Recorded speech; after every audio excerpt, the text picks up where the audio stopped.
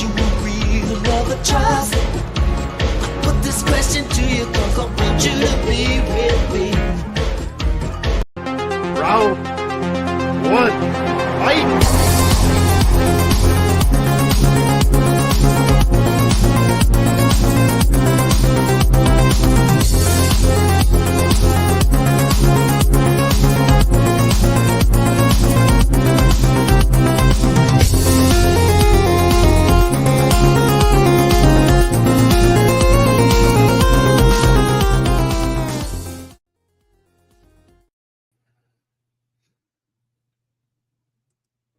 Hello, everyone, and welcome again to the Movie Hero Network. This is Tournament Fights, episode 199, one step closer to tournament fight number 200. I am your host for the moment, Austin Pez Howell. Jordan Anderson will be in shortly. But yeah, I'm going to get things started here, even without him. I've got a lovely panel here tonight, some more of our favorite regulars throughout the community to help us celebrate this milestone, this 200th episode celebration, this three-part episode celebration, and I'm very excited to get it going. We've got a tremendous bracket here tonight of all former winners. I'll explain just a little bit more in a second about how it's going to work tonight. But I'll go ahead and start bringing in my panel for this evening. So we'll start with Miss Maria Hammon. Maria, hello.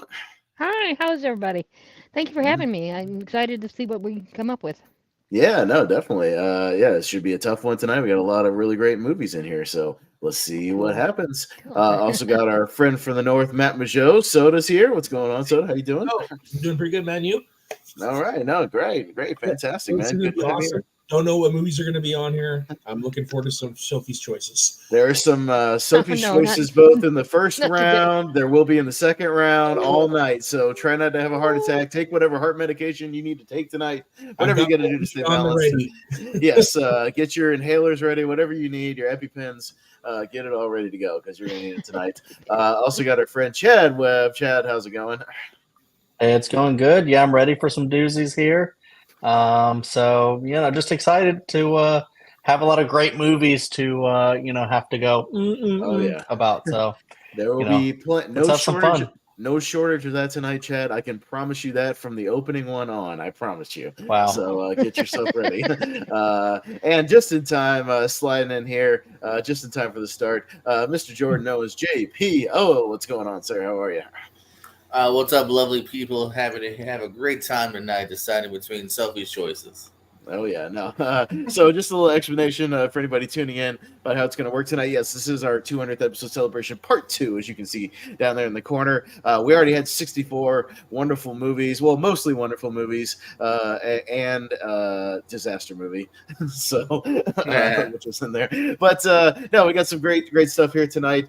So we had 64 movies in part 1, 64 movies tonight here in part 2. We had a Sweet 16, much like our ladder series. We had a Sweet 16 for part 1 that is going to move on to Friday's championship half bracket, much like tonight we'll also have whatever makes the Sweet 16 will also move on to Friday's big championship, and then we'll just see what wins from there. But yeah, 64 all previous winners, so any of that logic any of you guys have used before where that one is, hasn't won a tournament, maybe we'll lean towards that one. You got to throw it all out the window. That doesn't matter. These are all tournament winners, every single one of them. As they come up, I've got a little guide in front of me. I'll let you know what tournament they initially won. If they're a multi-time winner, I'll let you know if they're a multi-time winner. Just take you back in the Wayback Machine for that. But everything was completely random, as you will tell from the opening match. Tough matches all around tonight. As I was making the bracket, I was shaking my head. And just worried for you guys for your sanity tonight, because this is going to be, I mean, I wasn't lying, just a little behind the scenes. I wasn't lying in the private chat for this group when I said there's probably at least a dozen in just the opening round outer brackets alone that are probably championship level, finals matches. And then even if the ones that aren't, the ones you put through when they face the one under it, it's going to be even harder. So prepare yourselves. It's going to be a lot of fun. But we'll have a good time trying to sort all this stuff out. So, any questions, comments, concerns? Everybody know what they're doing, ready to go. You know how it works. Try to keep it under 30 seconds or so. We'll keep it easy breezy and keep it moving. But as I bring up the bracket, let's gear up for this.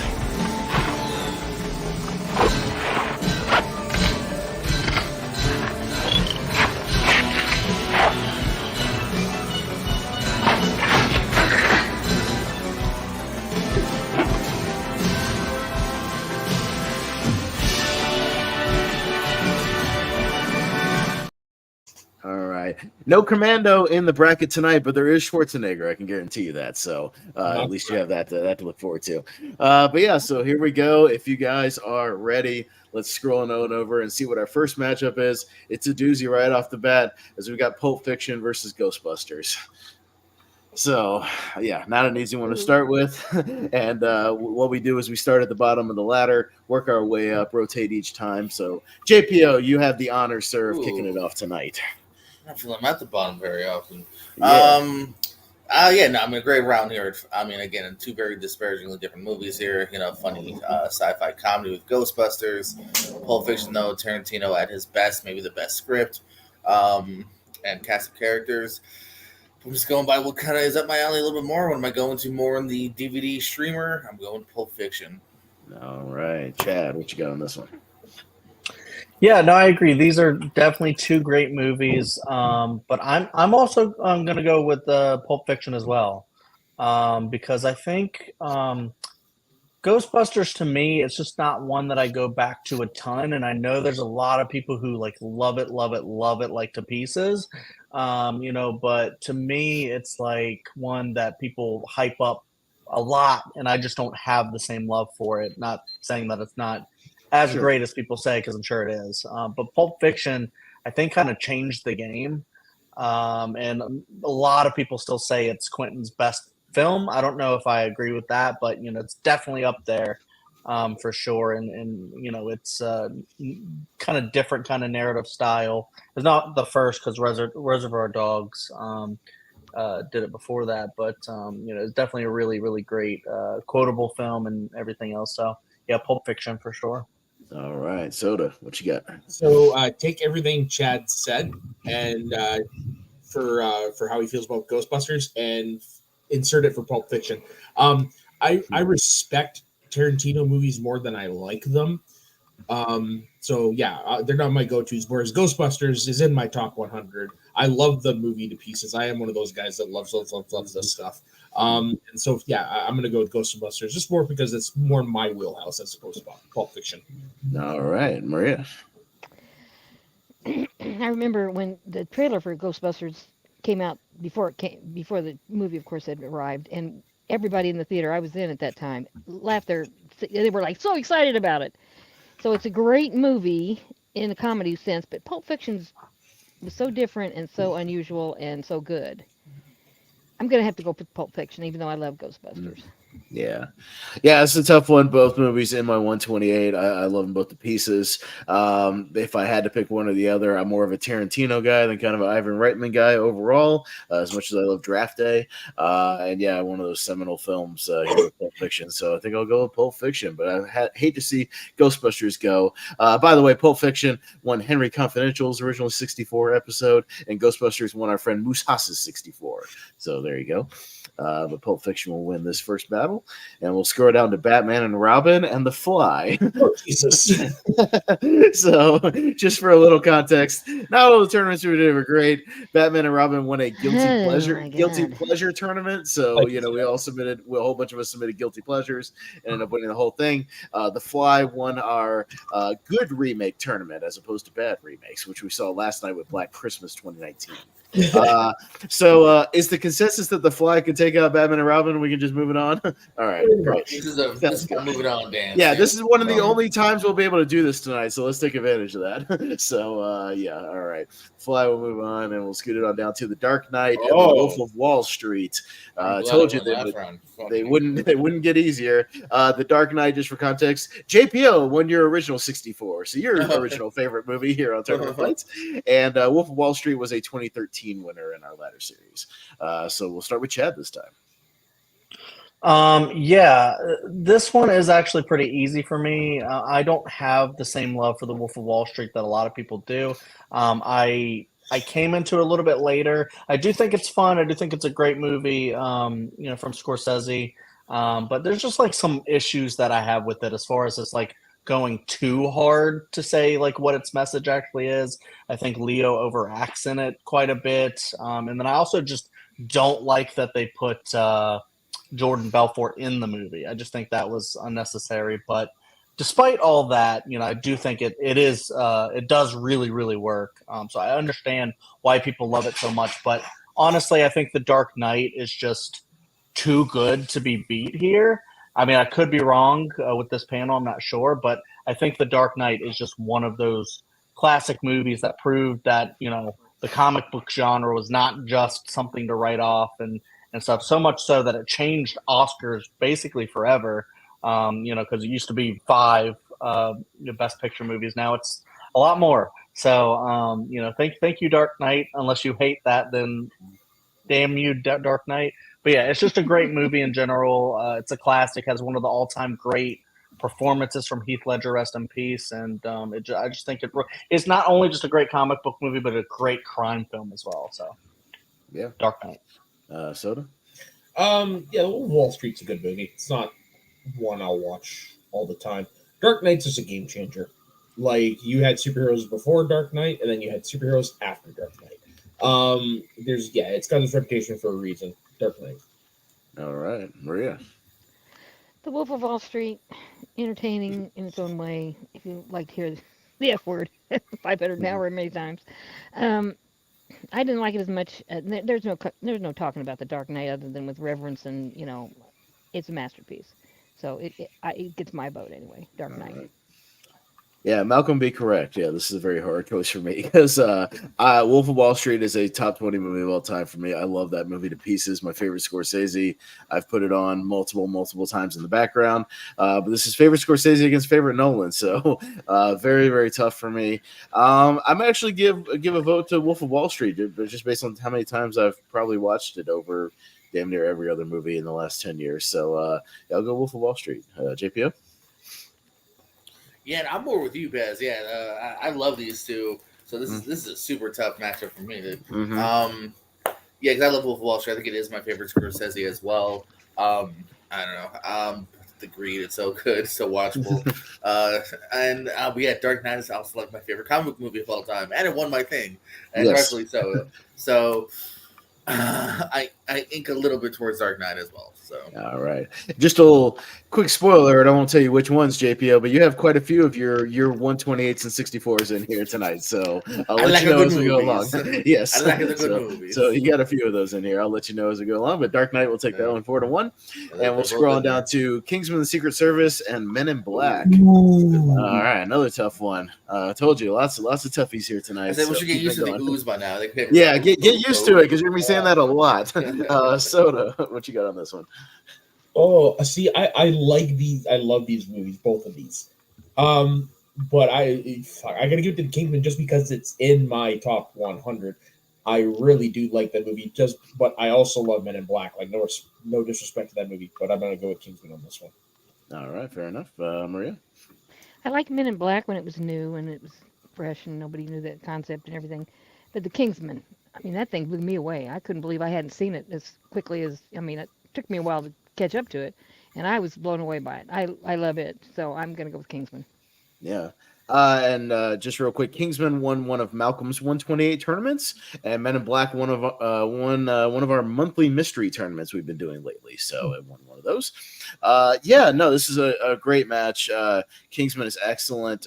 Very, very fun. But probably honestly third in line of like Matthew Vaughn movies for me, even though it's great and they're all bangers. But I might actually go with the one I've lived with and kind of loved for the longest time, had on VHS. And have watched just multiple times. It still holds up and works really well. I'm going to go with Men in Black on this one. JPO? I'm here. Kingsman's a lot of fun. Again, Matthew Vaughn's had a pretty good track record. I haven't seen Argyle, but he's had a pretty good track record. And I love the cast that he brings here. And, I'm so excited if we get a third at some point of, Eggy and whatnot. That's kind of what I want to see. But yeah, I'm kind of with you as long as maybe it's a little bit nostalgic glasses, but I always love the universe they built in Men in Black here. I love the pairing here. I also think it's got some sweet heart too. You know what I mean? I love Tommy Lee Jones's arc here with D'Onofrio as the villain. I love it. This is the one I've always gone back to. Men in Black's gonna get my vote. Yeah, for sure. Chad. I'm also going Men in Black here. It's not just nostalgia. I just think like the chemistry between those two is really great. It's a great concept, and I don't think like any of the other movies in the series have lived up to the first original movie. It's like that good. I do like Kingsman, the Secret Service. I think that also follows that trend as far as being the best one in the series, of course. But I mean, there's also like some things like I think the fight in the church, I think, is a little mean spirited in a way that I don't really enjoy that on subsequent rewatches. But that's like just like one nitpick, I would say that. But the rest of the movie's pretty great. But I mean, Men in Black is just a classic. So yeah, it's going to be hard to beat that one, I think. But we'll see. Okay, well, Men in Black will actually take this one 3-2. Well, maybe a little bit of an upset there. All right, let's see. The beauty about this thing is like there's going to be really no wrong answers. Oh no, yeah, there's a lot of these where there's no wrong answers. As we'll see. So we got a little Arnold matchup coming up. We got the Terminator versus Jingle All the Way. And just for a little context, the Terminator won another one of our monthly mystery tournaments. And Jingle All the Way, it's hard to explain. We did an overrated tournament where everybody submitted movies they thought were just ridiculously overrated.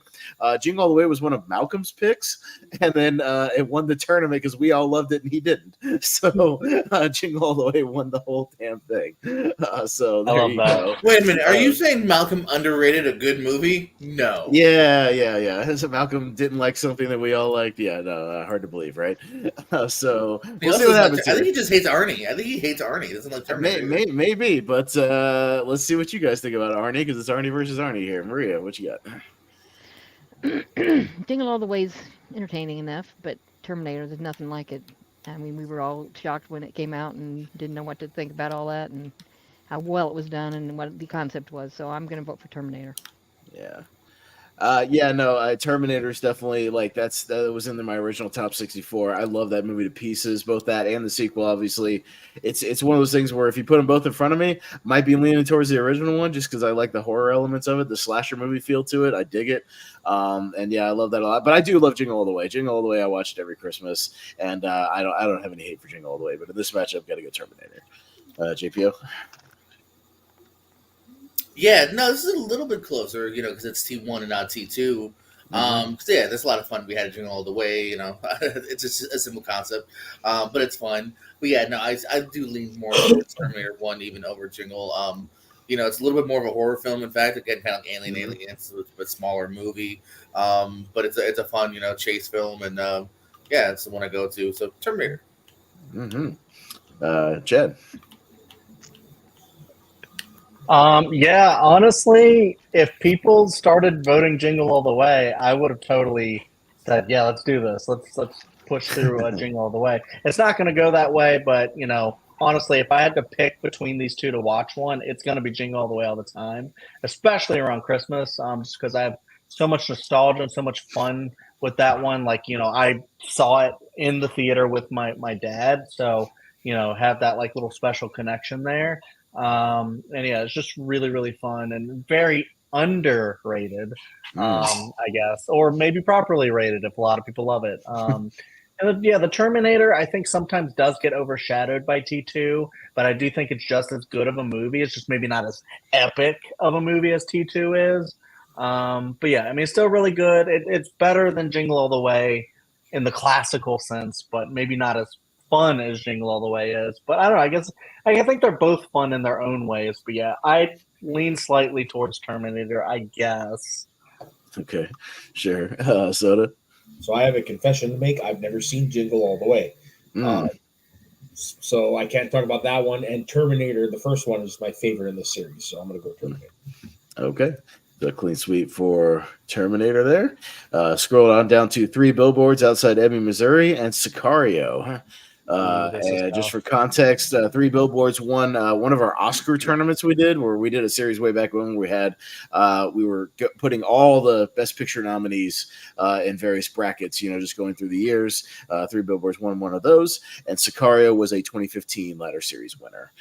So yeah, I got to go first on this one. And yeah, again, we say it a lot, but another tough one here. Three Billboards, definitely one of those kind of modern classics. Lots of great performances all around. But Sicario, another one that's in my 128. I adore Sicario. Loved it ever since I first saw it.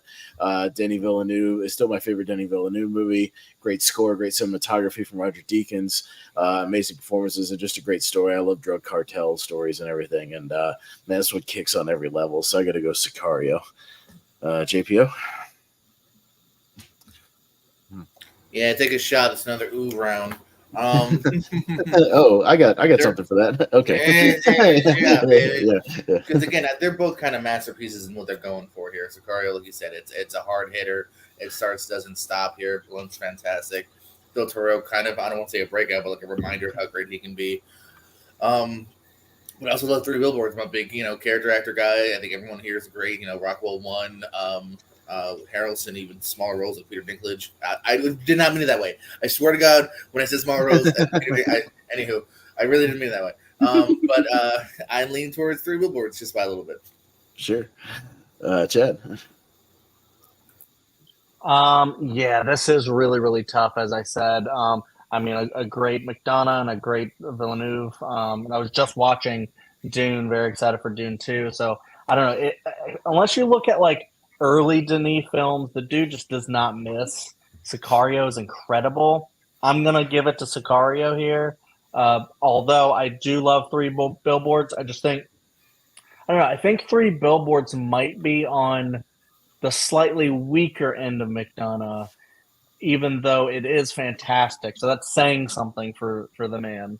That even, I don't know. I might be wrong. I need to rewatch Well, that I think most people can agree. I don't think the dude's made a bad movie yet, McDonough. So Yeah, I mean, it's like again, pick your favorite kid. They're all great for sure. So yeah. And here, I don't even think Sicario is Denis' best, but it's up there. It's like like you guys said, it's kind of perfect.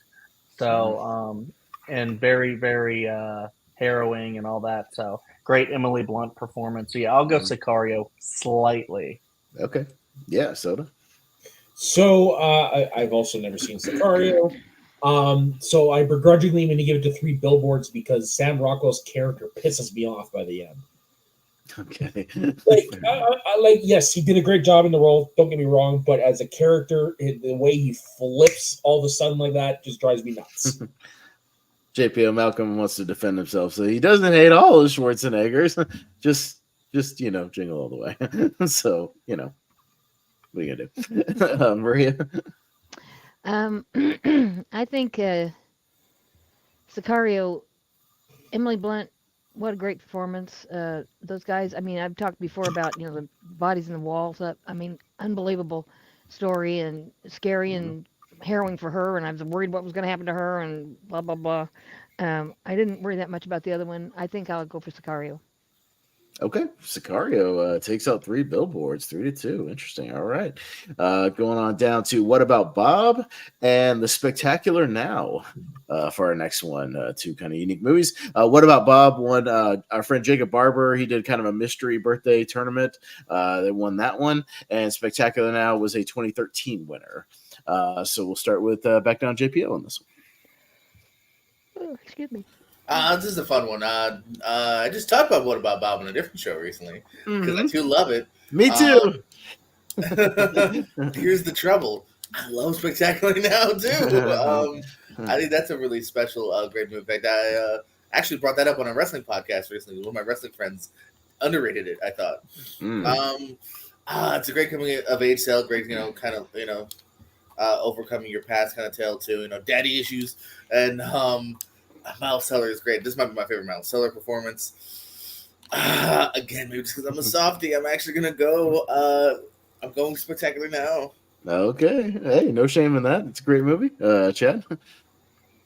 Yeah, Spectacular Now. It's definitely maybe his best performance. It's like right there next to like Whiplash, I think. Oh no, and then you got Top Gun Maverick. That dude is a good actor.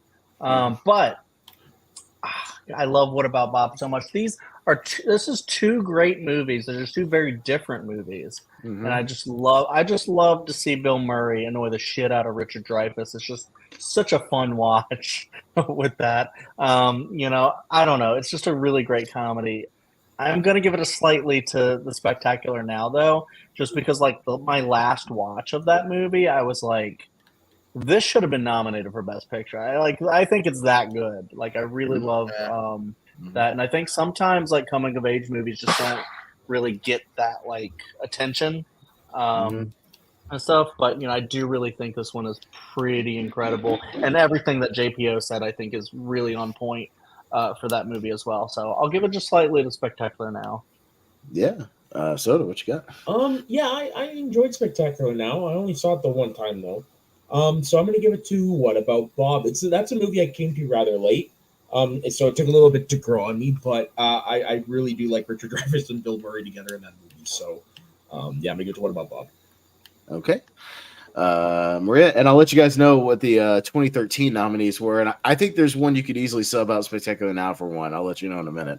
But Maria, I think that What About Bob is, it's been there to the test of time.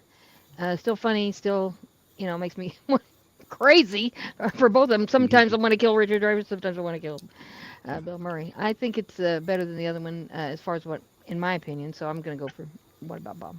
okay. This is close again for what they are. What About Bob is great. We talked, like JPO said, we talked about it on our 1991 countdown. Great little comedy. I think it's still kind of underseen and underappreciated for Bill Murray. Very, very funny. But Spectacular Now, also kind of underseen and maybe underappreciated. I remember seeing that movie at least twice in the theater. I loved it and really connected to it. Thought it was great. I don't usually love coming of age movies, but that one really worked for me. So I'm going to give it to the still underrated Spectacular Now. So real quick, it was the year of 12 Years a Slave. So 12 Years a Slave took it that year for Best Picture. But you got American Hustle, Captain Phillips, Dallas Buyers Club, Gravity, Her, Nebraska, Philomena, and The Wolf of Wall Street. I sub out American Hustle for Spectacular Now personally. Philomena is a great film. Or Captain Phillips is another one I would sub out. I don't love that one. So, but I would personally sub out American Hustle Phillips for Spectacular Now. Excellent. So, but there you go. But Spectacular Now, at least take this one. And we'll go down to our next matchup, which is 1408. And Harold and Kumar go to White Castle. So 1408 won a Supernatural movies tournament that we did way back when for Halloween.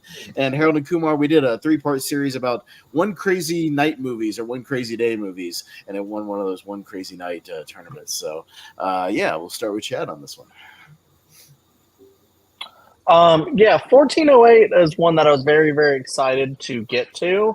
And when I finally did, it didn't super work for me, but I still thought it was a good movie. It's just one of those where a lot of people really love it. And so I'm hoping on my next watch, I'll go, all right, and it'll click for me, because movies sometimes do that on a second watch, because I've just heard so many great things about it. So, and I mean, it's a really interesting, well done, one room kind of movie. And Harold and Kumar is just those movies just aren't really my style of humor, so I just don't really like them all that much. So I'm gonna go 1408. All right, Soda. 1408 confused me the one time I saw it, so I never went back and saw it again. Harold and Kumar, while it's not my favorite of that genre, it still is a pretty darn fun movie. So I'm gonna give it to that one. Okay, Maria. I haven't seen 1408, and I do have seen Harold and Kumar, and I go for that one. Harold and Kumar. All right. Yeah, technically 1408, also a One Crazy Night movie, because he spends one crazy night in one location in that hotel room, essentially. So kind of both of these. I think we actually had 1408 in that One Crazy Night tournament as well. These are really close. I love 1408. I think it's one of the best PG-13 sort of horror movies. I love a great one location movie that can keep you interested, and a really great performance from Cusack. You're going up against probably one of my favorite comedies of the 2000s with Harold and Kumar Go to White Castle. Just really, really fun. One Crazy Night movie here, and great chemistry, and a movie that really grew on me over time that I've come to love. So I'll go Harold and Kumar. Well, JPO. Yeah, I'm more charmed by the connection of Harold and Kumar than I am by the actual movies. Like, I want to love these, but I just don't. And this might be my favorite one. I think it's the best run of the three. But yeah, no, I'll go more towards 1408. You actually stole everything I was going to say, Pez. It's a great kind of one location. It's a great, it's a nice Stephen King adaptation. It's a great leading performance by Cusack. He's kind of the main focus, obviously, and it really worked. Oh, also great PG-13. Like, I think I've had it in like my top 10 PG-13 horror films of the past. So yeah, I really liked it. I liked it a lot. I liked the couple twists here, the message behind it. So 1408 gets my vote. Okay, another close one though, 3-2. We've had a couple of 3-2 so far, but Harold and Kumar will actually take this one, and we'll scoot it on down to Billy Madison versus Tremors. And Billy Madison won one of Richie's 128 tournaments, and Tremors won our Animal Attack tournament that I kind of hosted way back when. So yeah, two good ones here. Let's go to Soda first on this one. Oh, this one's tough. I do love both these movies. I really do. But I'm just going to give the slight nod to Tremors just because my appreciation for that movie has grown over time. While my Billy Madison, it's gone down the ranking of my favorite Sandler films. So, yeah, I'm going to give it to Tremors because that one I'll probably rewatch more than I would Billy Madison at this point. All right. Maria. Shabadoo, I think is right. If Well, I'm quoting some of my friends. Always. Shabadoo. I have to go with Billy Madison. Tremors is okay, but Billy Madison's kind of classic, so I'll go with it. Billy Madison. All right. Yeah, no, I mean, Billy Madison's a lot of fun. I'm no hater of Billy Madison, as some people, in this community are. I do love it to pieces, watch it a lot. But anybody who knows me also knows my love and admiration of Tremors, and it's just a special place in my heart. My second favorite movie of all time. I've seen it hundreds and hundreds of times, no exaggeration. I can watch it anytime. It's my comfort movie. Just love being in the town with everybody there. So, yeah, I will almost always vote for Tremors other than one other movie. That's my favorite. So, yeah, Tremors. JPO? Kind of the opposite of what you said. A lot of love for Tremors. It's a great creature feature. I love the cast. Reba, but I'm a Billy Madison guy, and I'm an Adam Sandler guy for life because of Billy Madison. No matter what he makes, even if it's the shits, I go, well, there's a Billy Madison in him, so I'm gonna keep going. And it's still in my top 5 Sandlers. So yeah, Billy Madison will get my vote. No, totally fair. Chad.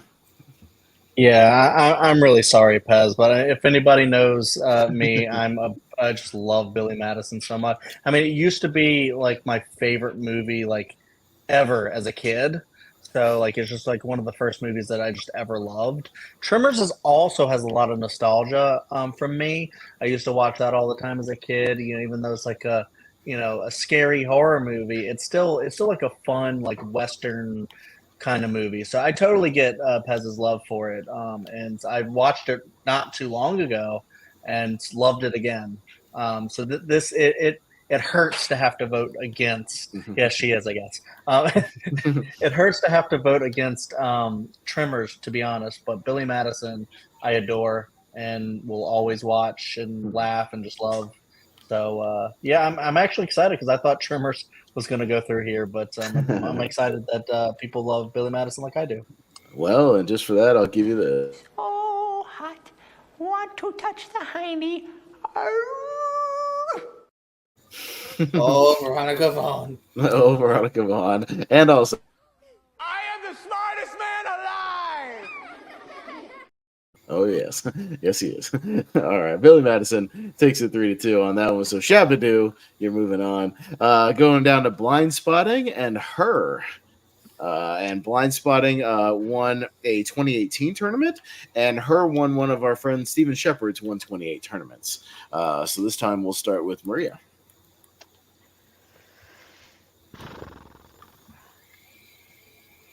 I didn't particularly like Her. Sorry to say. But I thought this other one, Blind Spotting, was pretty funny. I mean, David Diggs and the other guy. I can't think of the guy's name. Raphael Cassell. Yeah. Anyway, they were funny. You They were asked. great. I like it. I want that one to win. So I'll take Blind Spotting. Okay. No, totally. And he's just in time for Blind Spotting.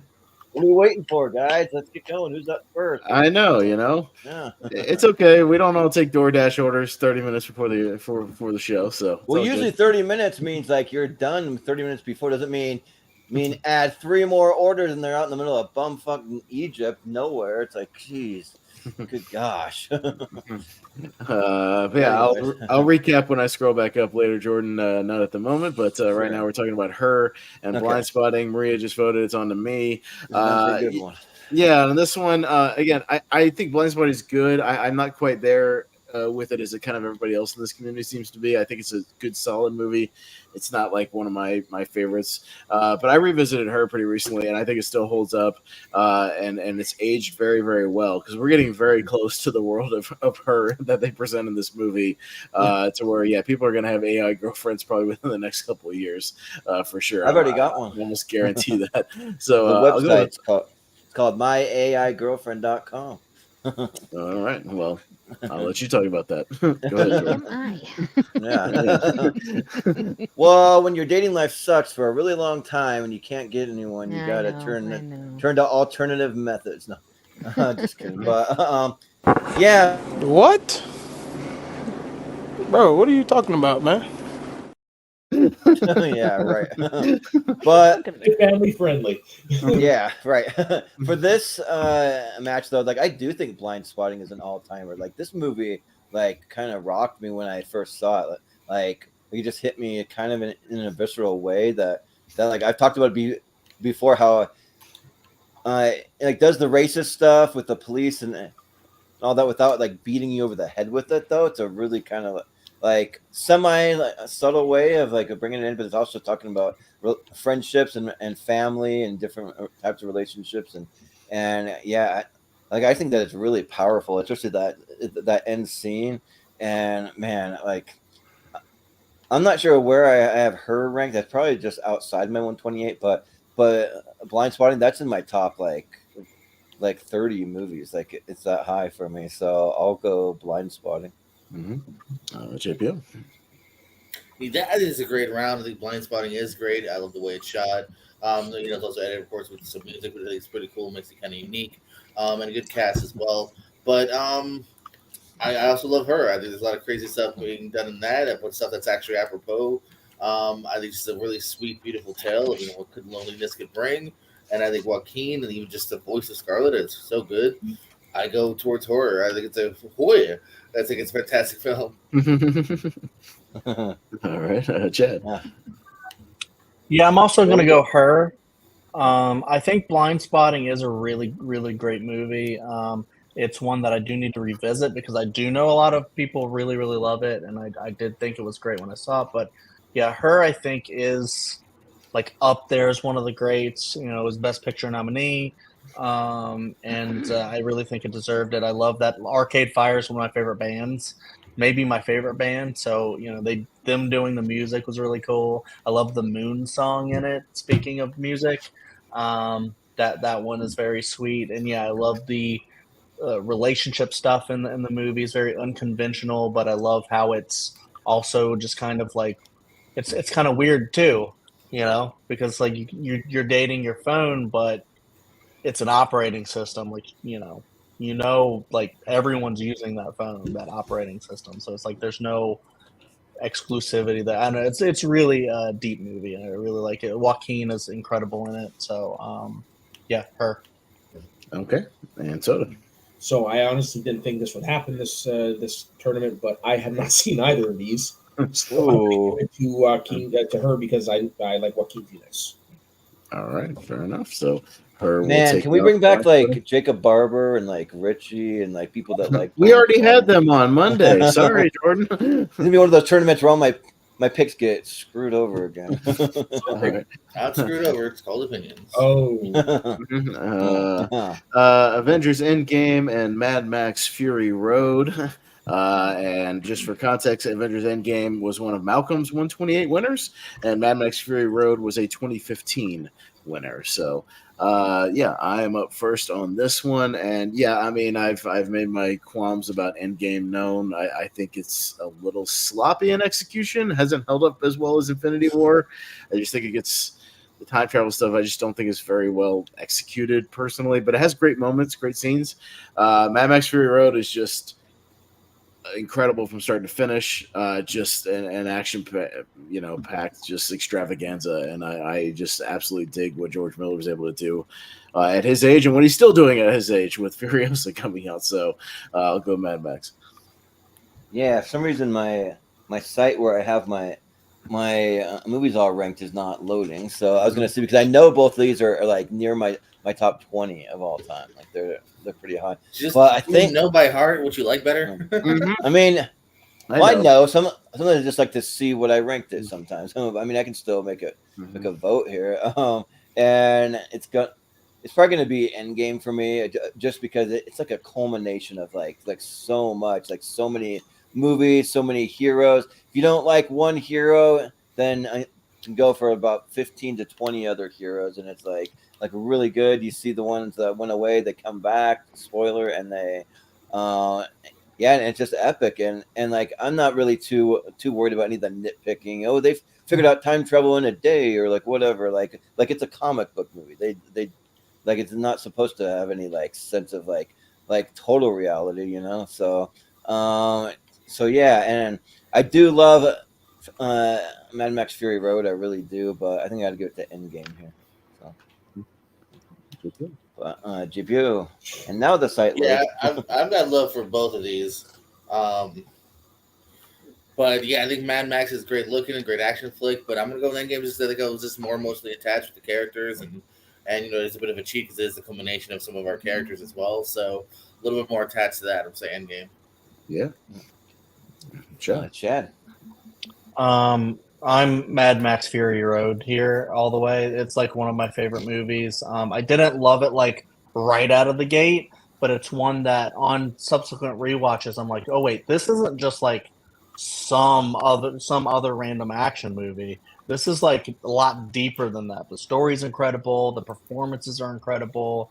Endgame is also great, but it's one where I feel like we really got that hype in 2019 because it was that culmination of so many other movies that came before it. But like, it doesn't really work as far as like being like a standalone movie. Like you can't really watch that one without watching a lot of the other ones. And if you do, even if you can understand the story, you're not going to have that attachment to the characters like instantly. So it's like one of those where I feel like you need to go into it with a lot to actually really get a lot out of it. And I think, people who say that it doesn't really hold up as well as when it first came out, I think that's kind of true. Whereas I think Mad Max Fury Road is one of those that will most likely stand the test of time. And I'm not sure if Endgame will as well, even though I do think it is very well made and I do love a lot of that movie. But yeah, Mad Max Fury Road really should have won that Best Picture. As much as I think Spotlight was a good movie, it's no Fury Road to me. So it's just an incredible movie. So yeah. Yeah. Excuse me. Sorry. Mad Max should have won that year. I 100% agree on that. Mad Max Fury Road is a gut punch in as good a way as you can have a gut punch. Like, it is a really great movie. I agree with everybody when they say, it's one of the best of all time. However, Avengers Endgame is my favorite comic book movie of all time, because to me it is literally like taking one of my comic books and just throwing it on the screen. I just love it to pieces. I love the score. The third act still gives me goosebumps just thinking about it. And Avengers Endgame is a lovely film for me. So Avengers Endgame. Mm-hmm. Yeah. Maria. I thought Mad Max was pretty good. It's obviously been a while since we've seen anything from this, and it it held up and everything. But Endgame, there's no culmination of 25 movies over 10 years' time. I spent every one of those movies with my grandkids. Got them a shirt. We went to the premiere. Blah blah blah. Endgame means something to me, and I would vote for it. All right, so Endgame will move forward, and we'll go down to The Wizard of Oz and Everything Everywhere All at Once. Wizard of Oz won Wolfman's 64 tournament, and Everything Everywhere was a 2022 winner in our ladder series there. So we will start with Jordan. Yeah. So now my site's working nice and good. I mean, I already know which ones I like more and not. I just like to see where they're officially ranked. But Because I don't have the Wizard of Oz in any of my top lists. It just, I mean, I understand what it did for like movies, and especially bringing movies into color and that kind of thing, and like it is like a musical, like we were talking off screen the other day, some of us, and like talking about how much of a musical it truly is. Like it just goes from one song to the next, which is good in some ways, but I mean, you kind of don't like get to like have too much breathing room in between if you actually go back and watch and like pay close attention to it. But it's fine. I mean, it's not a huge issue, but I mean, Everything Everywhere All at Once, that movie just like blew me away. Like I saw it 3 times in theaters, and I saw it once before it went wide, like like an art house movie. And it was a really cool experience with my mom because my mom lives hours away from me now, and so when I get a chance to go to the movies or spend time, like it means something. And like we both had a great time. We were laughing and like just getting emotional and like all that stuff. And it's got so many genres all rolled into one, and I think it really works. And the cast is great, and I'm glad that it won Best Picture because that's what it deserves. So I'll go Everything Everywhere All at Once. Japan. Yeah, Wizard is a classic, but then they figure out how to make really dope films, like Everything Everywhere All at Once. It's definitely way more at my alley. Yeah. I'm definitely it's one that I think I'm going to go back to a lot in the future. That's what I'm voting for here. Yeah, Chad. Yeah, no, this is no contest for me. I have to pick The Wizard of Oz here.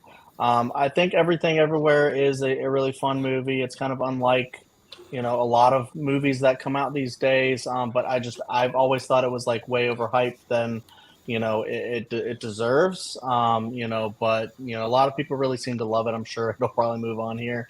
But to me, I just don't think there's really anything better than like The Wizard of Oz. It's like a classic for a reason. It's built on sets, but you don't really even notice the sets because the movie just transports you into another world. The classic Judy Garland, the classic songs, Somewhere of the Rainbow is one of the best songs like ever written.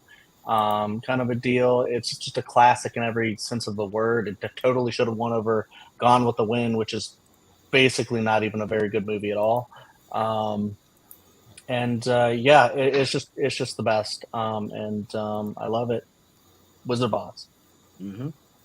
And in the Wizard of Oz favor, also, even though I didn't vote for it, that this is an 80-year-old movie or 80-something-year-old. 85, just celebrated. Yeah, it's like stood the test of time, So yeah, but Matt, what do you say? Yeah, I really enjoyed Everything Everywhere All at Once. It was my favorite movie of that year, and I'm glad that it won the Oscar. But it just hasn't had time to soak with me yet to become one of my favorite films. Whereas The Wizard of Oz, I'm like everyone, I've had practically my whole life with that damn movie. And I love learning about L. Frank Baum. I love learning about the making of the movie. I just love everything about The Wizard of Oz. It's like y'all said, it still holds up after 85 years. Not many movies can say that. So yeah, I'm gonna go with The Wizard of Oz. Mm-hmm. Yeah, Maria. Yeah, I have to pick up these two. I'd go for Wizard of Oz first, but Chad, you're so wrong. Gone with the Wind deserved that. That I'll just for the sets the alone. racism though I can't get past. Well, but that was of the time. That's judging the book's that way. It should have stayed of the time as or anything. Thing though. Yeah. Unfortunately, Okay. Well, they don't. That's the trouble. They just keep being popular. Movies live on forever, pretty much. Wizard of Oz is my vote though for this one. Mm-hmm. Yeah. I'm Austin. Yeah, I'm also in the camp kind of with Chad, where I think Everything Everywhere is a good movie, but a little overrated, a little overhyped. I've never understood the overwhelming love for it. I think it's decent, but I think that movie's way too busy and way too long. There's too much going on in that movie. That movie needs to be like 30 minutes shorter and it'd be a banger. That movie goes on 2 hours and 20 minutes, way too long for that movie. Just way too long. I was exhausted at the end. But yeah, Wizard of Oz, we just watched it again. I was with my family and my niece, and they had it on TBS, and man, that movie still clicks, it still works, and it's still a marvel of its time. So I'm gonna go with the Wizard of Oz. Yeah. So the Wizard of Oz, 4-2.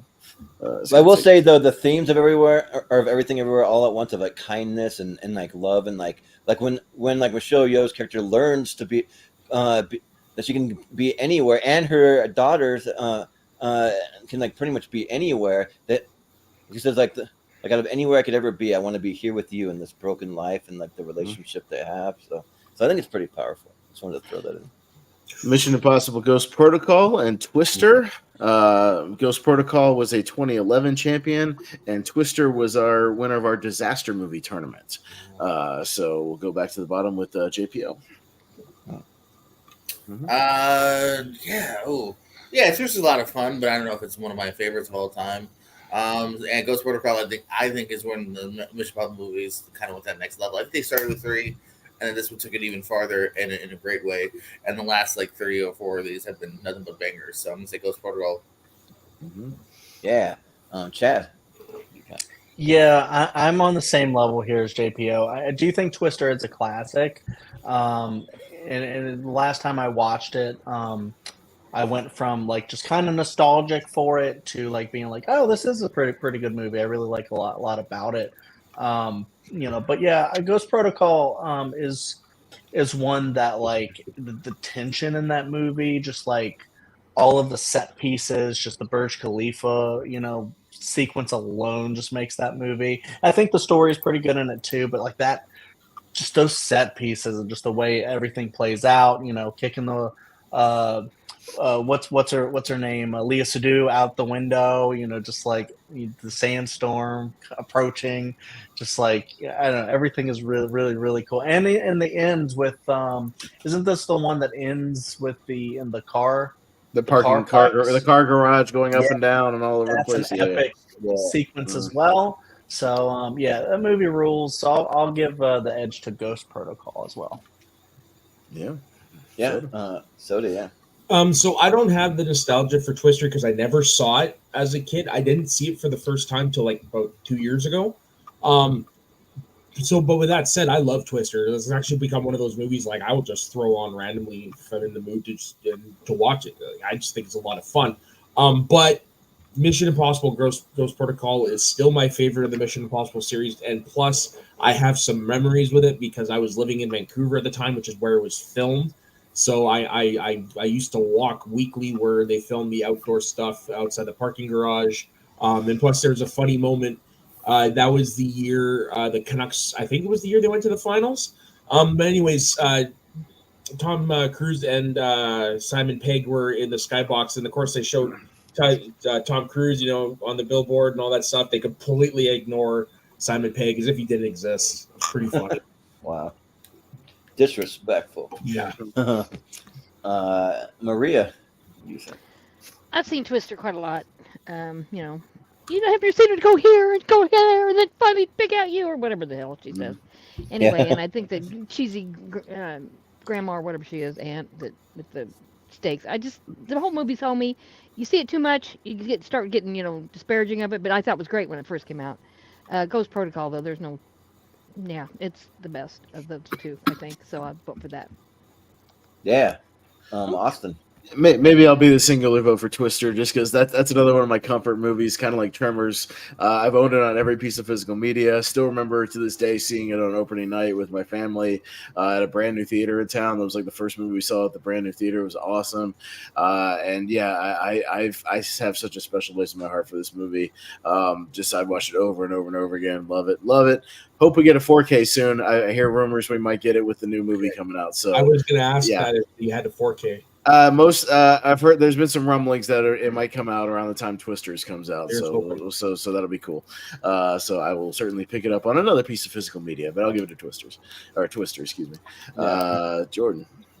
Yeah, I mean, Twister is a lot of fun, and if you have a surround sound system, like it has great sound design, so it's like a really cool movie to test your sound system out. That's what I did. And like even back from as old as it is, like 90 something, isn't it? Or 96.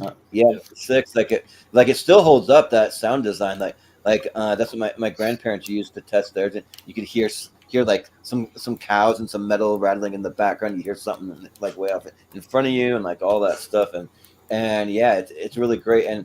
But I mean, like this is arguably the best Mission Impossible movie. It's my favorite one, and for all the things you guys said, like the Burj Khalifa, the sandstorm, the car garage, the like all the like kind of like villain guys coming up the elevator, and they're having to like do the masks and all that stuff. Like it's really really good, and it just all works like better than any Mission Impossible movie for me. So. But I have a lot of affinity for the first one. Like I'm a defender of the original one, but I'll go Ghost Protocol here. Did you guys ever do that Twister ride at Universal? Oh yeah. Yeah. Hell That yeah. There when thing it was opened. incredible. Holy Hell shit. yeah. I was there the first Yeah, time. rid of it the time I went there. Yeah, it's the Jimmy Fallon Tonight Show ride right now. Yes. It lasted a Oh, minute though. gross. Like it was there for a Yeah, while. it was there for a while. Yeah.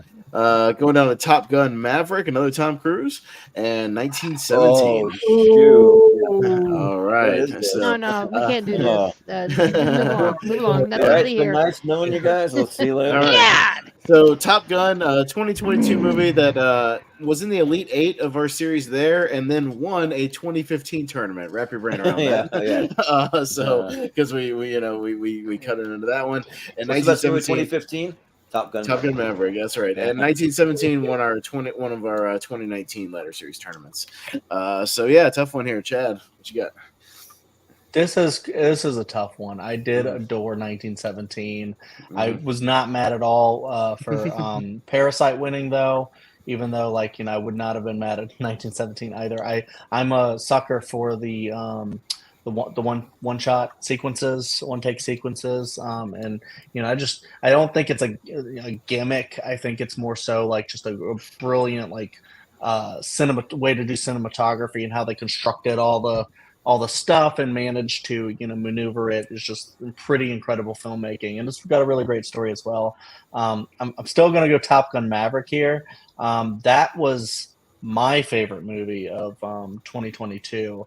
I thought that should have won Best Picture for me. It's just I don't know. It just really floored me from every standpoint. Just talk about cinematography, what they did with those jets and the cameras in those jets, and all the people actually doing like Navy SEAL training to actually do this movie. I mean, this is Tom Cruise, so he's going to do it. He asked all the other actors to do it. Miles Teller, like I said earlier, is incredible in this. Tom Cruise is incredible in it. It just it's one that will make me tear up, and just incredible freaking seeing that in the theater in the IMAX is just so incredible. It's just one, and I don't love the original Top Gun. That's the thing, is this movie like made me take a movie that I thought is kind of middling to maybe even not good, and then I'm like, wow, this is one of my favorite movies now, is this sequel to this movie that I don't even like that much. So yeah, Top Gun Maverick. All right. Soda. 1917 was like a religious experience watching it in theaters. Like I absolutely fell in love with that. I think Roger Deakins' cinematography is what the bueno. However, Top Gun is, if 1917 is religion, well then Top Gun is sex in that church. That movie was an orgasm watching that. Like the flying sequences, the story. Like who'd have thought a sequel to Top Gun would be that great of a movie, would be in contention for Best Picture? Like who'd have thought? Yeah, no, Top Gun Maverick is an amazing film as well. So I'm going to give it to Top Gun Maverick because it's going to come down to rewatchability. I'm going to watch Maverick before I watch 1917 again. Yeah. Oh, hey, Bethany tuned in to say hello to me again. Thanks, Bethany. Appreciate you. Thanks a lot. You're a big Pez fan. Yeah, she's a big fan of me. That's okay. I get it. I am too. He's a swell guy. 1917 is so great. I mean, I don't know. I'm just fascinated by it. I've seen it probably 15 times. I like war movies, and I especially like ones that like that where it's just nonstop. I mean, there's no pausing. The mission has to be accomplished. Have to get done, no matter what happens. And that stupid Nazi that killed the kid. Oh my God. Anyway. Yeah. But Top Gun Maverick, I've probably seen it 40 times since it came out. I love that movie. That's my go-to, my comfort movie. I'll have it on in the background. I just turn around every now and then. Oh, there's Iceman, or whatever. I don't know how they did it, and of course everybody knows he would not make it through Mach 10 in a jet crash, but whatever. But still, it's just I don't know. It was just perfect. It was what was needed, and it was perfect. And I like you say, the other one is not as good. And I love it. So put Top Gun Maverick has to get my vote, even though 1917 I still love you too. But Tom Cruise gets my vote for that one. Yeah. Austin. Yeah, I'm also gonna go with Top Gun Maverick. I'm in the same boat as Chad. I don't even like the original movie. I think it's not a great movie at all. And so going into this one, I was like, I'll see it because it's a new movie, and it's awesome. It was my favorite movie of that year, and I thought it was great. Yeah. And a lot of other movies could learn from Top Gun Maverick how to show respect to your previous character without making him a complete fool and a loser and a depressed, whatever, and actually make him still respectable and assisting the new generation. I'm tired of this trope of like, let's bring back the hero and completely put him in the gutter. Like, you don't have to do that. Maverick can still be a badass and still assist the new guys and still show them something cool and fight alongside them. Learn from that. It was great. So I love that movie so much. 97 is good, but Top Gun Maverick all the way. Jordan? Yeah, this is like a banger of a matchup because it's like my favorite movie of 2019 went up my favorite movie of 2022, and it's like, and I actually have the Top Gun Maverick, the poster right up there. There it is, right there. So, but it says 2020 on it because that movie was infamously delayed. So, yeah, I think I got to give it to Top Gun Maverick. For as much as I love 1917, that movie is like wow, like some of the best cinematography I've ever seen. But Top Gun Maverick, just Tom Cruise putting it on the line for like everyone, for all his fans, and for like this. He reminded us that he can still be a pretty good actor when he wants. Oh yeah. His emotional scenes, also, for sure. Kind of like you said, Austin, they don't make him like a depressed kind of loser guy. They make him like this guy that comes back. He has a prominent role. He looks really cool doing it, and he's fun. And they give him like sort of like a love story, but it's not like something that overshadows anything. It's just a little side thing, and like it all works. So yeah. So I'll go with Top Gun Maverick. Yeah. JPO. I love both of these, so obviously I'm not going to mind a Maverick wins it because I too am not coming from a love of Top Gun, but they just found a way to have a really good story, some good beats, a great cast. Like it really works on every level. But I absolutely fell in love with 1917, the way it looks. I love the one take too because to me it really takes you into the scene. You know what I mean? I think it works also from the story because you're really there with those two the entire time. Spoilers, and also just the one. So I don't know. I was blown away by that, and I think it's more unique filmmaking. So I'm going to 1917 personally. Yeah, no, fair enough. But Top Gun Maverick will take this one. And next matchup, we will go down to Kubo and the Two Strings against Wind River. Kubo won a 2016 tournament, and Wind River is a two-time winner. One for 2017, and movies kind of set in the winter time, or that remind you of winter and the cold. There's a lot of snow in that movie. So, Soda, you'll be up first on this one. I'm gonna give this to Kubo just because I like Wind River, but I'm more it's rewatchability. I'm more likely gonna watch Kubo again. So I'm going to go with that one. Yeah. Yep. Maria? Maria. I'm going to go with Wind River. Jeremy Renner has my heart for the rest of his life because of his situation. I mean, pulling himself out of God bless him. I mean, he seems fine now. I don't know. But I like the movie anyway. And Kubo's good. But, I mean, I just have to go with Renner from now on, whatever he's in. Yeah, the Super Bowl commercial all about how much he can move around and jump and do all kinds of things now. So, so that's cool. Amazing. I thought for sure he was going to die. Yeah, but Austin. Yeah, Wind River will not be the only Taylor Sheridan movie in tonight's bracket. And you can guess what the other one might be. But yeah, maybe. But Wind River, I'm going to go with that. One of the more pleasant surprises that kind of came out of nowhere that year. One of those hidden gems that came out. Didn't have a lot of like big push behind it. But I remember being a big fan of this movie and it being a nice little kind of neo-Western and with this kind of small town story and just really blowing me away. I thought it was great. Kubo's good. But I'll go with Wind River for sure, easily on this one. Jordan?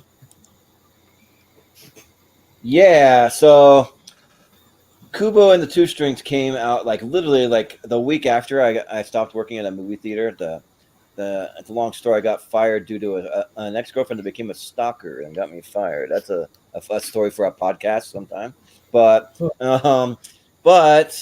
I didn't get to see it in theater. I mean, I could have, but I just didn't go back and see because you kind of, if you stop working somewhere, you don't know, usually just go right back into your old work, you know. So, but I did see Wind River in theaters and saw it multiple times after, and yeah, Elizabeth Olsen just acting her butt off, like it is just so so good, like such a great performance. She just commands the screen in this movie, and then even Jeremy Renner gets some badass moments when he leaves that guy stranded in the middle of the snow with no shoes on, and yeah, and it's just a really great movie that.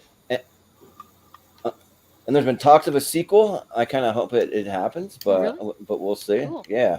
So with like the same director coming back, Ty Sheridan. So yeah. So I'll go Wind River. Yeah. Taylor. Yeah. Sorry. Yeah. But JPO, what do you say? Yeah, I just gotta go with the one I've seen, Wind River. Love it. Yeah. No. Fair. Sure. Yeah. Chad. Chad. Sorry about that.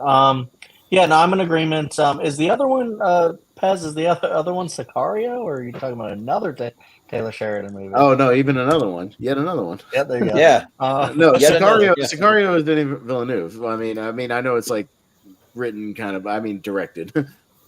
Oh, okay, Yeah. gotcha. Yeah. Yeah. So I'm also going to go Wind River here. Kubo it is really good.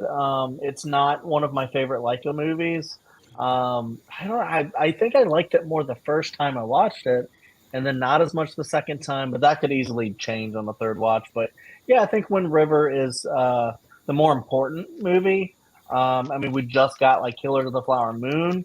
As far as being like a native representation of like native peoples and their stories and things like that. And Wind River, I think, is another incredible one that talks about just how people of that ilk will just like kind of get their justice just doesn't happen. So it's really cool to see that representation on screen. And yeah, Renner and Olsen are incredible in the movie. So yeah, I really dug that one. Wind River. Okay. Wind River will take this one. And last matchup on this side, X-Men First Class and Good Time with Robert Pattinson. So X-Men First Class won a 2010 tournament, and Good Time won another 2017 tournament, another 2017 winner. So we'll start with Maria. Yeah, I haven't seen Good Time, but I do like the X-Men. I mean, I know some of them suck more than others, but that one wasn't that bad. I liked it a lot. I'll take that X-Men, please. Yeah. Yeah. Austin.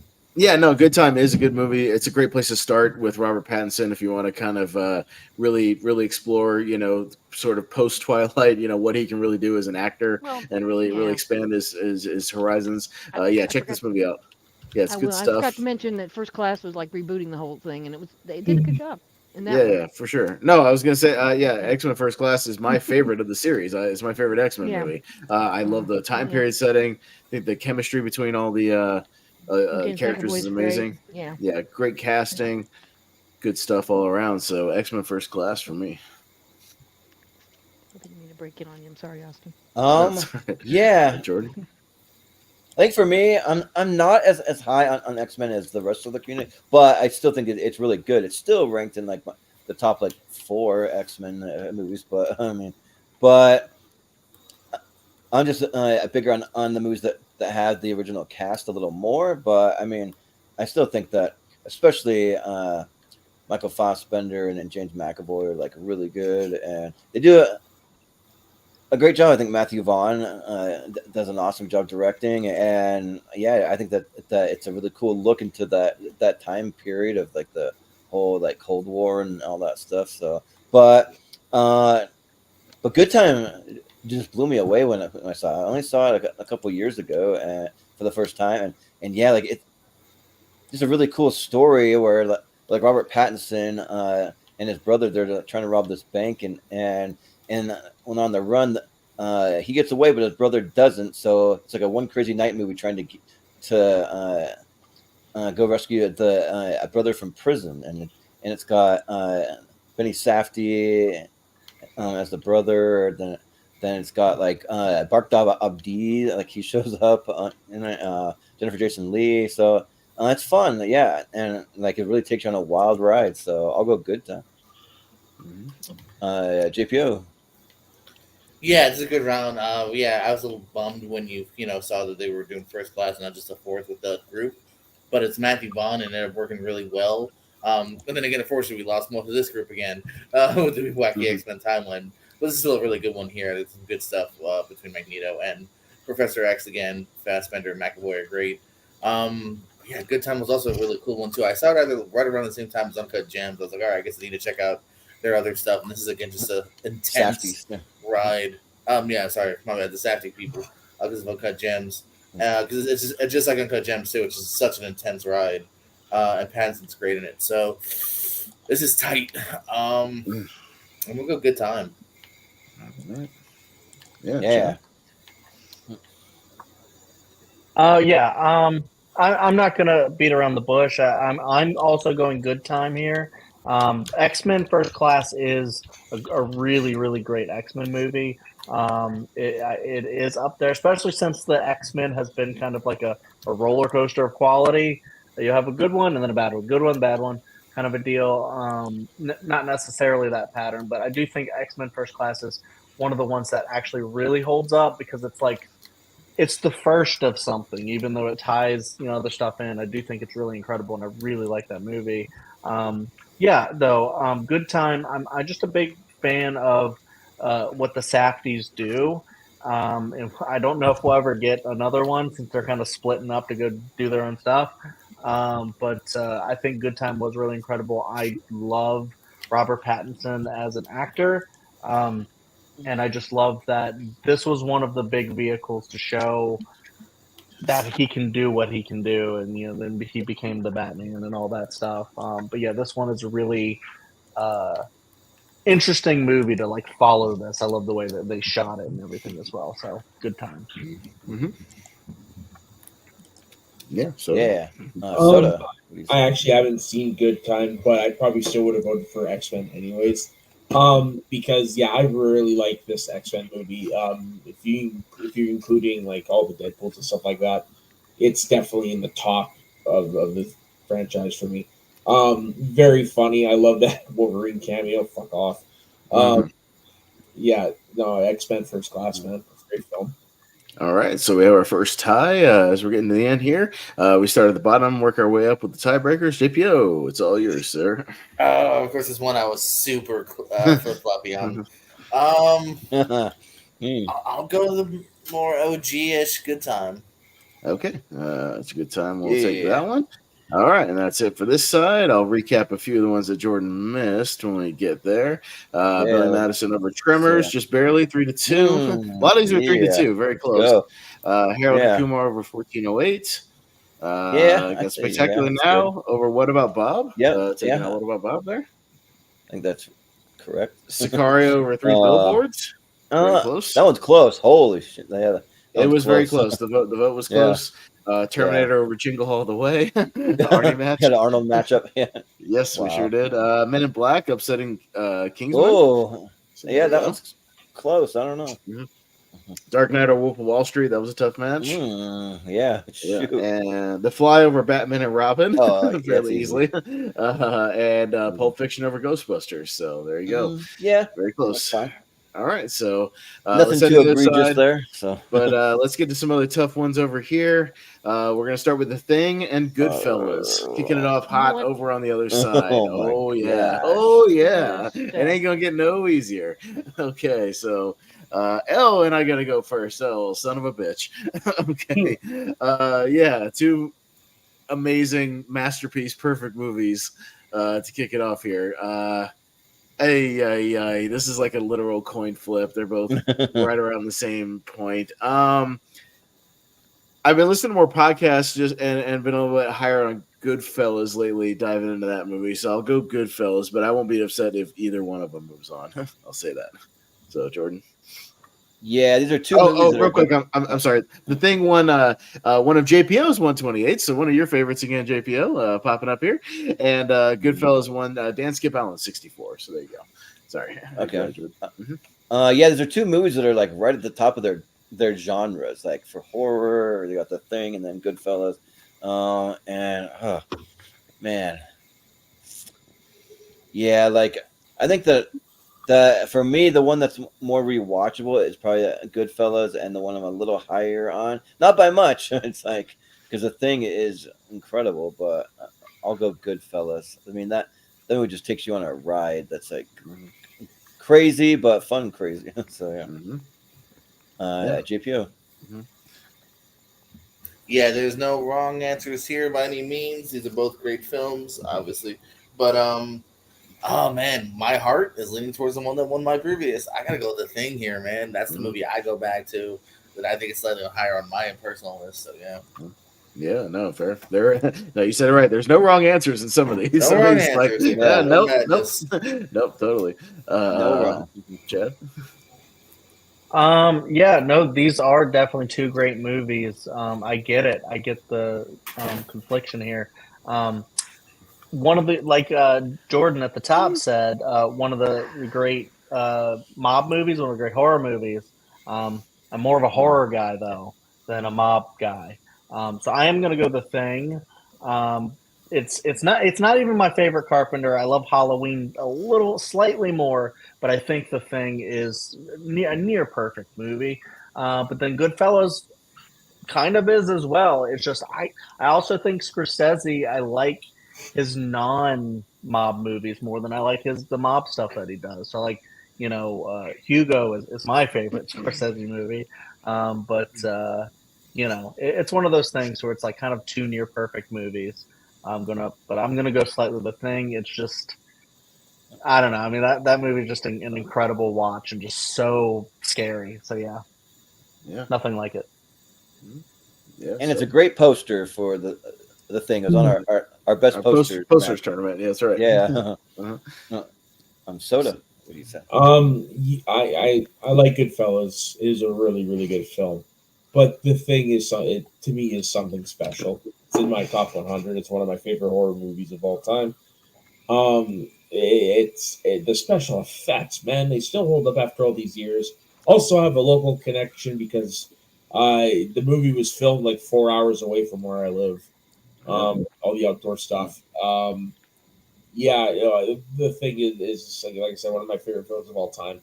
So it's going to be that one. Sure. Really? I thought it was filmed in Antarctica. Yeah. No. Close to Alaska, though. Yeah. Yeah, right. but Marie, what do you say? It's got to be Goodfellas. I mean, that thing is just still sharp and still interesting and entertaining. I love The Thing too, though. I mean, I'm not trying to slide it, but for me, it would be Goodfellas over it. Yeah. All right. Well, appropriately enough, we start off a hot match with a tie. So we scoot on up to Chad. You got all the power, sir. One or the other. What you got? Yeah, I'm gonna go The Thing. It is so close, but I'm gonna go The Thing. All right. Yeah. No, fair. Totally. Like I said, no wrong answers here. So that's fine. Going down to Total Recall and Fievel Goes West. Oh, wow. So, Total Recall won our Arnie and Sly tournament. Kind of a dark horse in that one and took it all. And Fievel Goes West, of course, won Brian Nussbaum, one of his 128 tournaments. So, does anybody want to vote for Fievel Goes West as much as I kind of like it? No. Okay. Total Recall. No, but for the record, cool film, nice sweet film. No, I still like sweet. Fievel. I still like it. It's sweet, but yeah, come on. Yeah. I mean, what are we doing? One of the last performances for Jimmy Stewart. So So all right, going down to Tucker and Dale versus Evil and Speed. Ooh, yeah, no, another tough one. So Tucker and Dale won my mystery speed tournament I did for my birthday last year. Jordan, Tucker and Dale was one of the movies in there and took the whole thing. And Speed was another one of our One Crazy Day / night tournament winners. So there we go. So Jordan, go ahead.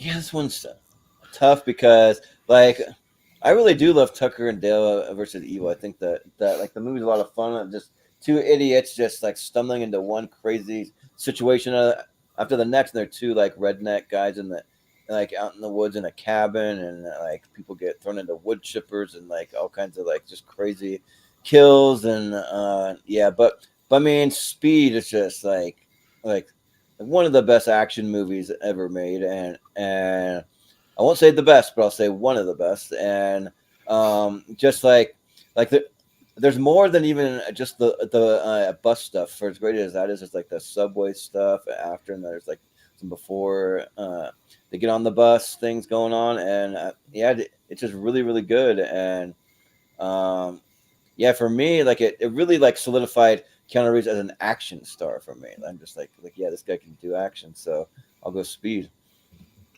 GPO.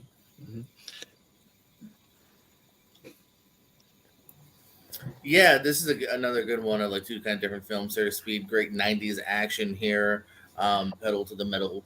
But again, if I'm just going by kind of like my heart, where I sway towards, I love the concept of Tucker and Dale. I love the two leads. It's the one I'm going back to more. It's more my speed, more my tempo, as JK would say. So Tucker and Dale. Yeah, JPO, you're our Tyler Labine. Yeah, right. Yeah, that's exactly what I was thinking. Yeah, no, he's a fun guy. Yeah, Zach and Miri. Ever seen the Zach and Miri cameo? yeah. I love that movie. Right. Football. Yeah. Tucker. I love Tyler Labine. Great actor. Yeah. Chad. Chad. Yeah, honestly, we just talked about like some of the best films of like their respective genres, The Thing and Goodfellas, but here it's kind of the same thing. Whereas, I mean, I wouldn't, call Speed the greatest action movie ever made. I mean, I think there's just a few that are above it, like Die Hard and stuff like that. Yeah. But Tucker and Dale versus Evil, there's only probably a couple horror comedies that are above that one. Like I would say, like Evil Dead 2 and stuff like that. But like these, like exemplify like the genres that they're in. So Tucker and Dale is so funny and just subverts, what you would think that these characters would be. And I love that. I think it's so funny. And Speed is just such an awesome ride. I'm going to give the edge to Speed because I think it rules. Every time I watch it, it's just such a great concept, executed perfectly. Keanu and Sandy B together. It's just such a great combo. The villain's great. It's just really, really fun to watch. And I just don't think Tucker is as fun to watch, even though it's up there for sure. So I'll go Speed slightly. Yeah. Soda. Yeah, Speed's a lot of fun, but it's not my favorite of that genre. But Tucker and Dale versus Evil is definitely something special. It's definitely up there in the best of the horror comedy genre for sure. Both Taylor Labine and Alan Tudyk in this movie are fucking hilarious. I just love that it's the kids that cause their own gruesome deaths. Like I just love that as a concept. I'm going to go with Tucker and Dale versus Evil. Yeah, Maria. I love Speed. I've probably seen Speed about 30 times. I saw it about 7 times when it was in the theaters because it was just so fresh and new, and Keanu looked particularly hot, and Sandy B looked pretty good too. But if I was that way, I would be more excited, but I'm not. But anyway, Keanu did it for me. No, I liked it. I thought it was an unusual plot. I mean, I've never seen anything like that before. I don't think anybody had. So I'm going to vote for Speed. All props to Tucker and Dale. That's a really funny thing. But yeah, I got to go Speed. Yeah. Awesome. Yeah, no, props to Tucker and Dale. Very, very funny movie. I still recommend it a lot to people as one of those kind of hidden gems if they've never seen it, to go check it out. But Speed's like an old timer for me. I think it's one of the greatest action movies ever made. Yonda, my boy from Twister, great score as well. Really, really great stuff, and one of the best of the '90s. So yeah, let's go Speed. So yeah, Speed. All right, going down to Hot Shots Part 2. And Inglorious Bastards. You got to be fucking kidding me. So Hot Shots. My jam. Yeah, Hot Shots Part 2. Hot Shots Part 2 won our tournament of movies with punctuation in the title because there's an exclamation mark in there. And Inglorious, You meant to list anything. yeah, that's right. Yeah. And Inglorious Bastards won a 2009 tournament. So, all right, back down to JPO in this one.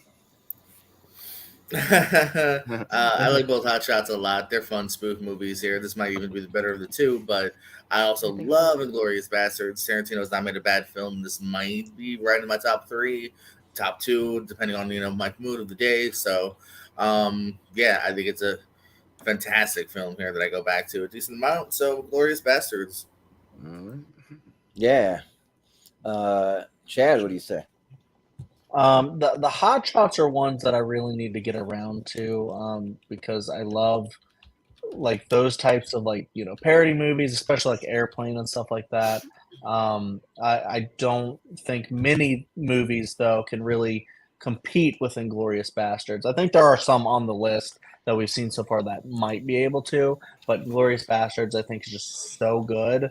Like there are many people who would argue that it's even better than Pulp Fiction, that the later part of Quentin's career is even better than the earlier parts of it, which is debatable. I like a smattering of Tarantino. But yeah, Bastards kind of rules. I love the rewriting history that he does and that he would continue to do in other movies. And this one is just so fun, funny, scary with Hans Landa in the movie.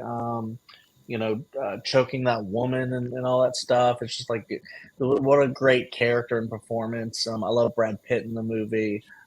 Just some of these scenes take their time and just so well constructed. Yeah, it's just a great movie. So yeah, Inglourious Bastards. Yeah. Matt. Hi. Inglourious Bastards is actually my favorite Tarantino film. So I really, really like it. I love Brad Pitt in the movie.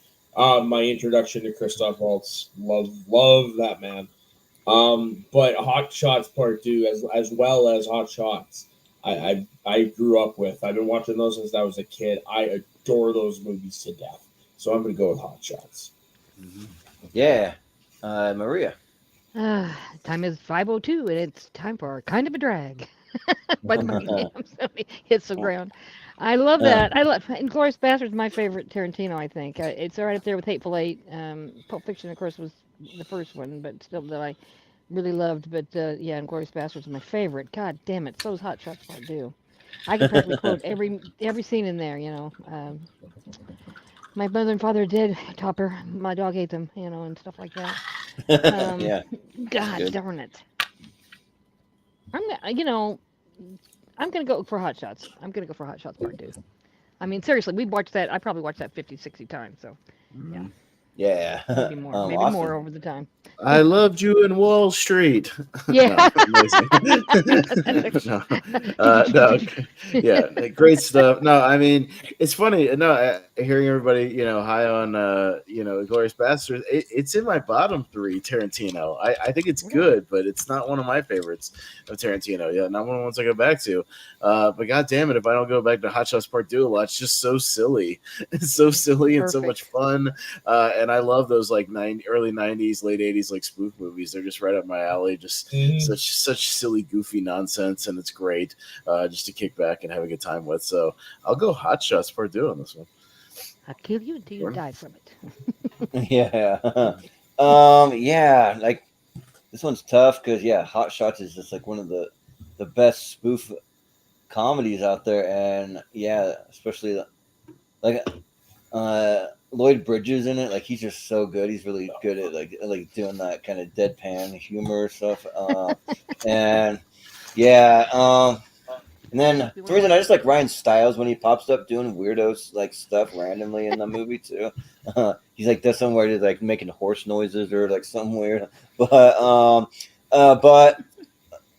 Inglourious Bastards though, that movie is just like so good, and it like sits with me. It's just like the Christoph Waltz is just like just an evil bastard that just just in it for himself, because you see where he switches sides at the end 'cause he wants to be on the winning side. It's kind of crazy, and like Brad Pitt is great. Of course, it's one of the few things I like Eli Roth that he's done. I don't love him in things, but he actually works in this as an actor.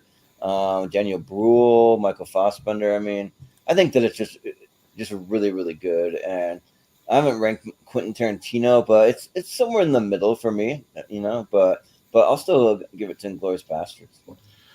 All right, so we got another tie actually, and we'll scoot it up to Soda. What you got? Go to either one. That's gonna be Hot Shots. Hot Shots. All right, takes out Tarantino. All right, there you go. All right. Okay. All right.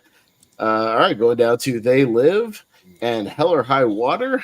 They There's Tyler Live. Sheridan. They Live is a two-time winner actually, and originally won Papa West's 64, and Hell or High Water is a 2016 winner. So we'll start with Chad. Sorry, I forgot you're starting with me. This is a tough one. Man, yeah, I love Ben Foster and stuff, and Hell or High Water. I do really need to revisit it. But I thought it was really, really great. I love the like saving the farm, like robbing the banks to save the farm is like a really cool premise. And I like how it plays out and all that stuff. I'm gonna slightly give it to They Live though here. Because I think that's such a classic. I love that it's got like one of the best like nonstop like fight scenes between like two guys. It's probably one of the best movies that like stars a wrestler. Even though I don't really know that much about wrestling, and I thought he was really good in the movie. I love the I'm all out of bubblegum line is incredible. Everybody loves that line. And yeah, it's just like one where like also the commentary in the movie I think rules. With the consumerism and all that stuff. It was really good. We all need those glasses so we could see the truth. So yeah, They Live. It rules. Well, and you reminded me, Chad, of the other one it won because it's a two-time winner. They Live also won our Wrestlers in Movies tournament. So, it won that one. Minus Dwayne Johnson. We didn't include him because he could almost have his own tournament at this point pretty soon. He's almost got 64 movies. We could almost do one with him. But, Batista's getting up there, too. What's that? Batista's getting up there, too. Yeah, no, for sure. Yeah. Yep, But Soda, what are you gonna go for? Oddly enough, I've actually never finished Hell or High Water, but I really do enjoy They Live. It's not like the one I will rewatch a lot, but it's fun to go back to every once in a while. That fight is quite the spectacle. Piper had his hands in choreographing that. So yeah, I'm gonna go with They Live.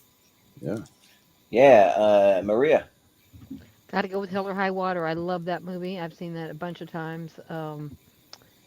I didn't think Chris Pine had that kind of performance in him. I hate to say that. I was kind of letting him be more shallow. I thought he was, but he did a great job in there. And so Ben Foster, Jesus, I mean, come on.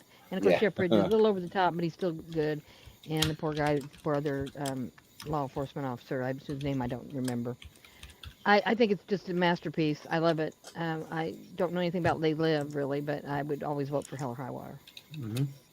Yeah. Austin. Yeah, no, full respect to Hell or High Water. Great movie, great performances all around, excellent neo-western. But I gotta go with the one I've seen more times, which is They Live. I'm still kind of underrated Carpenter, really good. And yeah, the fact that he could get that kind of performance out of Roddy Piper really says a lot, and really make him a legitimate leading man. And I think the whole 10, 12-minute sequence where he first puts on the glasses and is kind of wandering around town is one of the best things he's ever filmed, actually. So I'll go with They Live. Yeah. Yeah, you know what? I've only seen Hell or High Water twice, but I've seen They Live about like 10 times. That movie's really good. It's a lot of fun. It's just just like when the action ramps up, like it really ramps up and it's fun, but then you get some things where like it's just him trying to figure out what the hell is going on, and like in the best way, when he puts those glasses on, it's like whoa, that's like really, really cool. All the things he's able to see, and And yeah, like I always thought Roddy Piper for like a wrestler, I always thought he was one of the best personalities. He just did off the wall stuff that like sometimes it didn't even make sense, but it was fun though, and like he's always very entertaining. So yeah, and yeah, he just brings some of that to They Live. So I'll go with They Live. Yeah, Yeah. JPO. Yeah, this is a major toughie for me here. Of all the dozens and dozens of pro wrestlers I've met, Piper was legitimately the number one coolest guy that I've ever met. He was just so down to earth and left everyone with a story, man. Like he gave everyone time. Wasn't looking to make extra money too. It wasn't about like, hey, buy this thing, buy that thing. He was just a great dude. So shout out to Piper. And it's also just a dope movie too. You guys have already said, the opening sequences, the story behind it here, the infamous huge ass fight scene with Keith David. But damn, it's going against a great film in Hell or High Water as well. Just a great, brother story, and Jeff Bridges coming after them and kind of trying, he's doing the right thing as well, even though you're kind of rooting for these two. Foster, kind of snubbed. I think a lot of people agree that he should have been nominated, not Bridges, or both. Yeah. It's close. No wrong answers. I'll do it for the Pipes. Let's go with They Live. Okay. Yeah. All right. They Live. Keep it going. All right. Going down to Dread and The Social Network. Yeah, and Dread won one of my 128 tournaments, one of my favorites, and The Social Network is a 2-time winner, and first won Jacob Barber, one of his 128 tournaments. So Matt, we'll start with you. I like The Social Network. It was a good film, but that's what it was. It was a good film. Dread, though, holy fuck! I saw that in theaters in 3D, blew my mind, man. Like, I'm not a big 3D guy, but that's one of the rare instances where I could say that's what 3D was for. Yeah. And on top of that, it's just a great film. It's a great action film. Yeah, you could argue it's a remake of what the fuck was that other movie? The Raid. The Raid, yeah, but whatever. No, this was a great movie. I really love Dread. So I'm gonna go with that one. Yeah, I think 3D really works when you kind of slightly slow it down, just like a tad. I don't know why, but all the movies I've seen that kind of do that, and it works. So, but Maria, what do you say? Everybody probably knows already that I love The Social Network. I would pick that anytime, pretty much over anything. So I'm gonna go with that one. Yeah, Austin. Yeah, this one's ridiculously tough for me. Obviously, a movie that won one of my tournaments, but also Social Network, a movie I've, up there with Django and Wolf of Wall Street, is a movie I'd put on in the background more than almost anything else in the last 10 years. I've watched this movie like at least 40 or 50 times since it came out. I love this movie. It just gets better and better and better. Like every time I watch it, it's aging very very well. So this one's like legitimately tough. I don't know, like just because I don't care which one goes through. I like them both almost equally. I'll give it to Dread just for the underdog aspect, but I obviously will not mind at all if Social Network goes through. So we'll see. Yeah. Yeah, man, this is really tough because these are both great movies, and yeah, like I told the story before, so I'll give the fast version of meeting Carl Urban at a convention, but I hadn't seen Dread, and I felt really stupid that I've seen like other things he's done, but not Dread. It's like one of his biggest movies, arguably his biggest. But he's really cool. He's really nice. I just didn't tell him. I hadn't seen it. but yeah, The Social Network, like. For my money, I think Aaron Sorkin writes dialogue better than anybody else out there. Like just for like pure writing, it's just like so good. Like he'll take an average movie like Steve Jobs or something like that, and that movie's in my 128 now because of the freaking writing. That movie, like it's just that good. Or like he wrote A Few Good Men, or like Moneyball, or just like I don't know, he knows how to write. Even wrote some of Molly's Game, and yeah, like it's just like. Oh yeah, the Trial of the Chicago 7. Yeah, he wrote that too. So but it's just really really good, and yeah, and it also put Andrew Garfield on the map for me. Like that guy gives a powerhouse performance, I thought, and I even didn't mind like Justin Timberlake. Say what you want, like I've liked him in a lot of things that he's done. Not everyone loves him as an actor, but But yeah, so I'll go with the Social Network, and also one of the best trailers like of all time. It's really good. So, but JPO, what do you say? Yeah, Dreads is a really sleek, great action flick here. It's fun. It is one you can go back to multiple times. But yeah, I'm definitely way more leaning towards Social Network here. I just think you have one of my favorite directors, one of my favorite writers. You really can't go wrong. It's kind of two masters at work here, and they really blend together, I think, greatly here. Plus, you have this cast and hell, fucking Justin Timberlake's putting in an Oscar-worthy performance as well. Yeah. Pardon me, name redacted, eat you hammer. Everyone's so good in Yeah. this. So yeah, one of my favorite films of all time and of the decade, Social Network. Yeah. Chad, what do you got?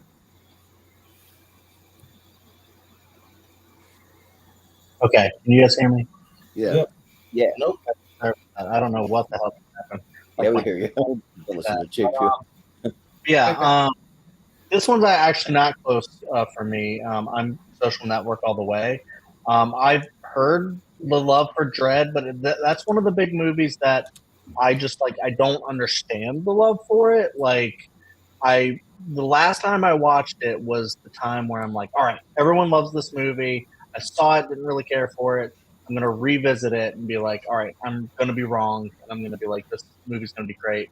But it, again, didn't work for me, and I was like, people say it's a great action movie, but most of the action's in like slow motion. And I was like, this doesn't really work. So I don't know. I don't get it. I'm glad a lot of people love it, but for me, The Social Network's one of the greatest movies of all time. So I just don't understand how this is even close for anyone. But yeah, Social Network is so good that you have people out there who like cross their arms and not that good. It's like, yeah, it is. You just you want to say it's not because it's that good. Just like It's Jordan. about Facebook or Don't, something. don't, It don't worry, is. Chad Dredd is that good. You just don't get it. So. Yeah, I just don't get it. Sure. No, but like The Social Network is. No, I'm talking about The Social Network. Oh, okay. I thought you were talking about Dredd. No, I agree with you. No, Dredd's but that it good. is. Some people just don't get it. I don't know. True, Yeah. true. There you go. It's on me. But yeah, Social Network. Just like the writing in it is just so incredible. I love the music from Trent and Atticus as well. It's just a very different score that's like really cool. So yeah, it's such a great movie. Social Network. All right. Yeah. All right. So before I get to this next one, because I know it's coming based on my guide, I swear this is how it came up in the wheel when I spun it, and even I was astonished. I don't know if you guys are ready for this. Let's see. We got Norbit Fuck off. versus Oh, Movie. no. Oh, I blame God. Malcolm for this. I'm sure. So the other two bad movies in the tournament, that won bad tournaments, I swear they came up against each other. One of these This is going into real. round 2. Okay. Yeah. So Uh, all right, just before we get lynched, Norbit won. Right. We did an IMDb bottom 100 tournament, so that Norbit won our IMDb bottom 100 tournament. So a bad movie tournament, and movie 43 won an April Fool's tournament we did where we had a bunch of shitty movies and we were praising them endlessly like they were the greatest movies ever. And movie 43 won. So there we go. I'll just play this just for both of them. I think I can smell shite. Yes, I can definitely smell shite. So we'll go around. Pick your poison, Maria. I just can't vote for Norbit. I mean, this whole thing was like so silly. I'll go with movie 43. I don't care about either one of them, but I just can't. That picture just makes me want to punch him. Yeah, right. What are Like, you get off doing, the Eddie screen. Murphy? Come on, you're Yeah. better than that. Jesus, you're supposed to be. You're better than Crazy, that. Exactly. crazy. Well, I don't know. Well, we'd like to think it, so, but Yeah. but Austin, Norbit to me is unwatchable, has the most unlikable character maybe in movie history, and the most grating one. I can't stand that fucking movie. It's horrible, and it's kind of infamous that me and Malcolm both kind of like movie 43. It's definitely like guilty pleasure territory for me. I get some laughs out of it, some of the segments, not all the segments, but there's definitely some of the segments that I think 10 people in that thing. are legitimately pretty funny, and I think everybody is actually putting in a good effort for it, and there's some goofy, silly shit in there that I can have fun with. So, I realize it's not a great movie, but I get some enjoyment out of movie 43, so I'll go with that. Yeah. yeah. Gosh, pass. Can't get me out of this round. But You just vote something and move on. We'll make it quick. Yeah, like there's no way I could ever vote for Norbit. I just can't even Can't do bring it, yeah. myself to do it, even if you paid me. But a movie 43, I'll vote for a movie that I turned off after about 4 segments in. I mean, I can't do that ball sack chin thing or that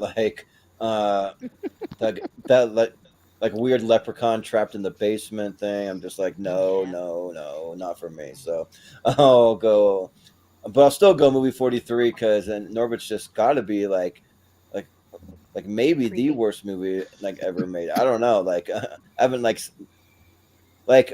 mapped it a definitive, but it's in the top 10 for me. So I'll go movie 43. JPO. No, this was actually kind of easy because there's some redeeming about movie 43. Like, there's a couple skits that do have some laughs, and Norbert's just a trash pile of trash. Yeah, there's really kind of nothing redeeming or funny about it here. It is in the bottom 100 for a reason. So, because movie 43 might make you chuckle at least twice, movie 43. Yeah, so I'm just reading here. There's 2 versions of movie 43, and both of them have a different premise to them. It's kind of interesting. There's a there's one with guys it's the outside narrative premise is that they're looking up weird videos on the internet. It's a group of teenagers, and then the other one is the Dennis Quaid high on coke pitching the ideas. There's that. Yeah. What's the teenage one? Where's that one? That's the European version. It's out there. You can see it online. Yeah, it's just I know the Dennis Quaid one. Yeah, Dennis Quaid. Interesting. Greg Kinnear one. Yeah. So, weird. I'll actually go against the grain and I'll go slightly Norbit. I'm sure it's very, very, very dumb, but movie 43, from what I've seen and heard, clips and stuff, I haven't seen the full movie. I don't think the humor is my style. I mean, Norbit isn't really either. But if I have to pick poison here, I'd probably suffer through Norbit rather than movie 43. All right. Yeah. So I'm also going to go with Norbit, but for this reason only. I've never seen movie 43, but I've seen Norbit. And I agree with you all. This was a shite of a film, but I've at least seen it. All right, fair enough. But movie 43 for now, we'll scoot on, but it won't make it that far, I can assure you. So we'll go down to Jeremy Allen White, who was in Iron Claw, is in movie 43. I finally saw that last week. Woo! Yeah. So good. This is an interesting matchup. Yeah, right. We got Chopping Mall against Wreck.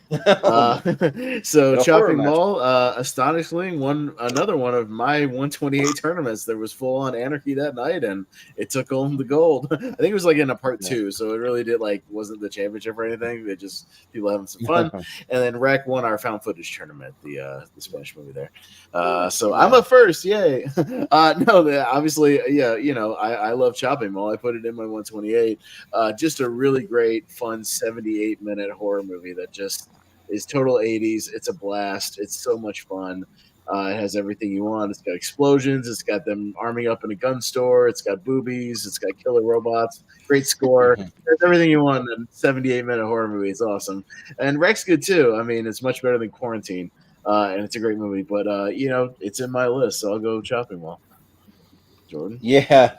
One of the funny things is go look up the cast of Chopping Mall and see what they look like now. And all the females look like they've had a million plastic surgery jobs, and their mouths are in permanent smiles, and they got Botox everywhere. Not Barbara Crampton. Don't you dare disparage Barbara Crampton. But it is Barbara Crampton. She is one of them that looks like that. She looks amazing. She hasn't. I'm mad that I answered that for trivia earlier, and the answer wasn't Barbara Crampton, so screw Barbara Crampton. There's that, and also Kelly Maroney is another one that looks like that. But so I had one blind spot for this, which was Wreck, and I watched it for this, and I thought it was fine. I thought that there's even parts of Quarantine that I kind of like a little better. I don't know, just because it just is more.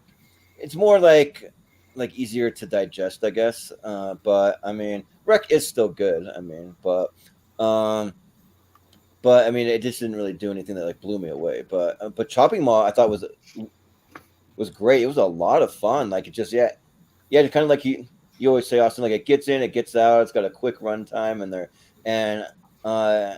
has like fun robots and just like teenagers making like some stupid decisions, but you're still kind of along for the ride. And it's one of those ones where you can just turn your brain off and like have fun with it. And I miss like malls as like a place to just go and like hang out, because that was part of my childhood and maybe a lot of ours, but I don't know if they're like as big of a thing anymore. So yeah, I'll go Chopping Mall though.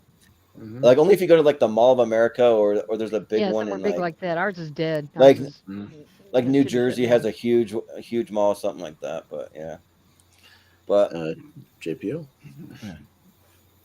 Yeah, Rex is an interesting found footage one here. Actually makes the gimmick work to a large degree. But yeah, one I'm going to go back to have a little bit more fun with actually is Shopping Mall that I watched because of being on the show. Yeah. Also, for our Canadian friend, I forgot to mention the Edmonton Mall. That's a huge mall. That's doing pretty well. Yeah. Yeah. But Chad, what do you say? Yeah, actually, I thought Rec was going to do a lot better here between the two, because I know Chopping Mall's kind of like an underrated, B kind of schlocky movie from the 80s. But I think it's like the best Jim Wynorski movie. And I really like this one. We watched it on. Hold on one second.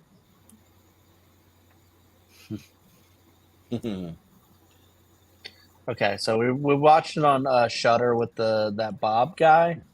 If you guys know who I'm talking about, Joe Bob Briggs. Yeah. Joe Bob. Thank you. That's it. And we had a great time watching it with like him talking about the movie and stuff like that. We got to do that stuff more. But yeah, it is a really really fun movie, and you might not think it's gonna be as fun as it is, because it just sounds silly. And Rec, is kind of beloved, but it's one that I didn't really love the first time I watched it, so that's one I kind of need to revisit. But yeah, I think Chopping Mall kind of rules. So yeah. All right. Yeah, and shout out to Jonathan Caro. He's like, my eyes at 0 star versus 0 star. I think that they're higher stars if you think guilty pleasure terms. So, but yeah, again, movie 43 is a guilty pleasure, but that's it is what it is. Yeah. Soda. I've never seen Wreck, and that's because I really dislike found footage films. I really do. Chopping Mall is just a hoot. I love those type of 80s schlock films like that. So I need to go watch that thing with Joe Bob. But I'm gonna give it to Chopping Mall. I think it's a fun time. Yeah. Maria. I'll just go with the Mallman. I haven't seen either one of them. So Sure. Hey, you know what else is great about Chopping Mall, Maria? It's on like every streaming service for free. Is it really? Yeah. Go watch it. Yeah, it's nice. I'll give it a try. It sounds interesting. Freevee, Yeah, Prime, like it. Tubi, Crackle, Pluto, every single one of them. It's on it, so it's easy to find. Yeah, Okay. It's a hoot. I think you'll like it. It's a lot of fun. I think actually. it sounds interesting to me. Yeah, it's not like a crazy, like over the top bloody horror. I mean, there's like blood, but like it's not. It's in a silly way. It's fun, but it's not like disturbing or anything. It's fun. All right, and also I should have considered Chopping Mall for best posters. That's a great poster. Yeah. Going down to Terminator 2 and Die Hard 2. So Battle of the Sequels here. Terminator 2 won one of Richie's 128 tournaments, and Die Hard 2 infamously, and it's been a running joke ever since, won one of our best Christmas movie tournaments. So Die Hard 2 is the best Christmas movie according to Tournament. And if you go back and watch, because I went back and like saw what it beat Die Hard 1. So, yeah, we were in full anarchy mode. We were in full anarchy mode that you can make an argument Die Hard 2 is more of a Christmas movie. It was a night of anarchy, that's for sure. Yeah, pure anarchy. It was just absolute nuts. So Jordan, this one's pretty easy for me. I mean, Terminator 2 is an all-timer. That movie rules. They just took what the first one did and just took it to a whole nother level, and they like had really cool CGI. The Robert Patrick of it all, like it just which is really really good. And yeah, Die Hard 2 is like it's good, but I mean, there's no T2 for me, so I'll go T2. JPO. I thought this was about to be a real selfish choice when I saw that Bruce Willis face, and I saw Die Yeah. Hard, and I'm like, oh, it's 2. All right, then it's kind of an easier. I do have fun with the second one here. I think the first 4 are all very watchable and fun. And then there's supposedly a 5th. I think that's a myth.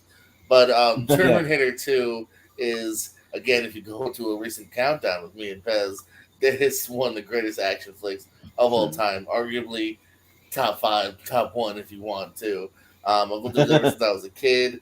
The effects, whether it's practical or CGI, still hold up. I love the turnaround of Arnie's character. He's now the hero, but it works when that thumbs up in the lava gets you every time.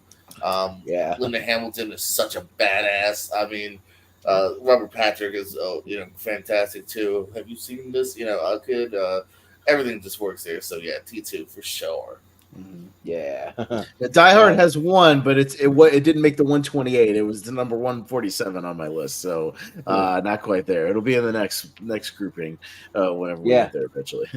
But you should go watch Robert Patrick in Peacemaker. He's great in that. It's like Peacemaker. Oh yeah.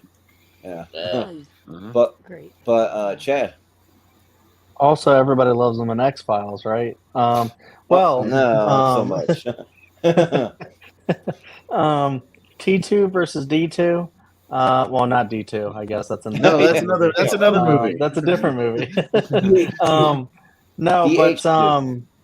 This is one of those where it's like, with Terminator and Terminator 2, I feel like most people would say that T2 is the better one. However, there's a lot of like defenders of the first one, and I think either way, they're both 2 great movies, and so T2 just like kind of kicks up the action, and so I think that's, if you're gonna watch one of them, I think I would definitely prefer to watch T2 more, just because it has those like big set pieces and that like cute like relationship with Edward Furlong and Arnold.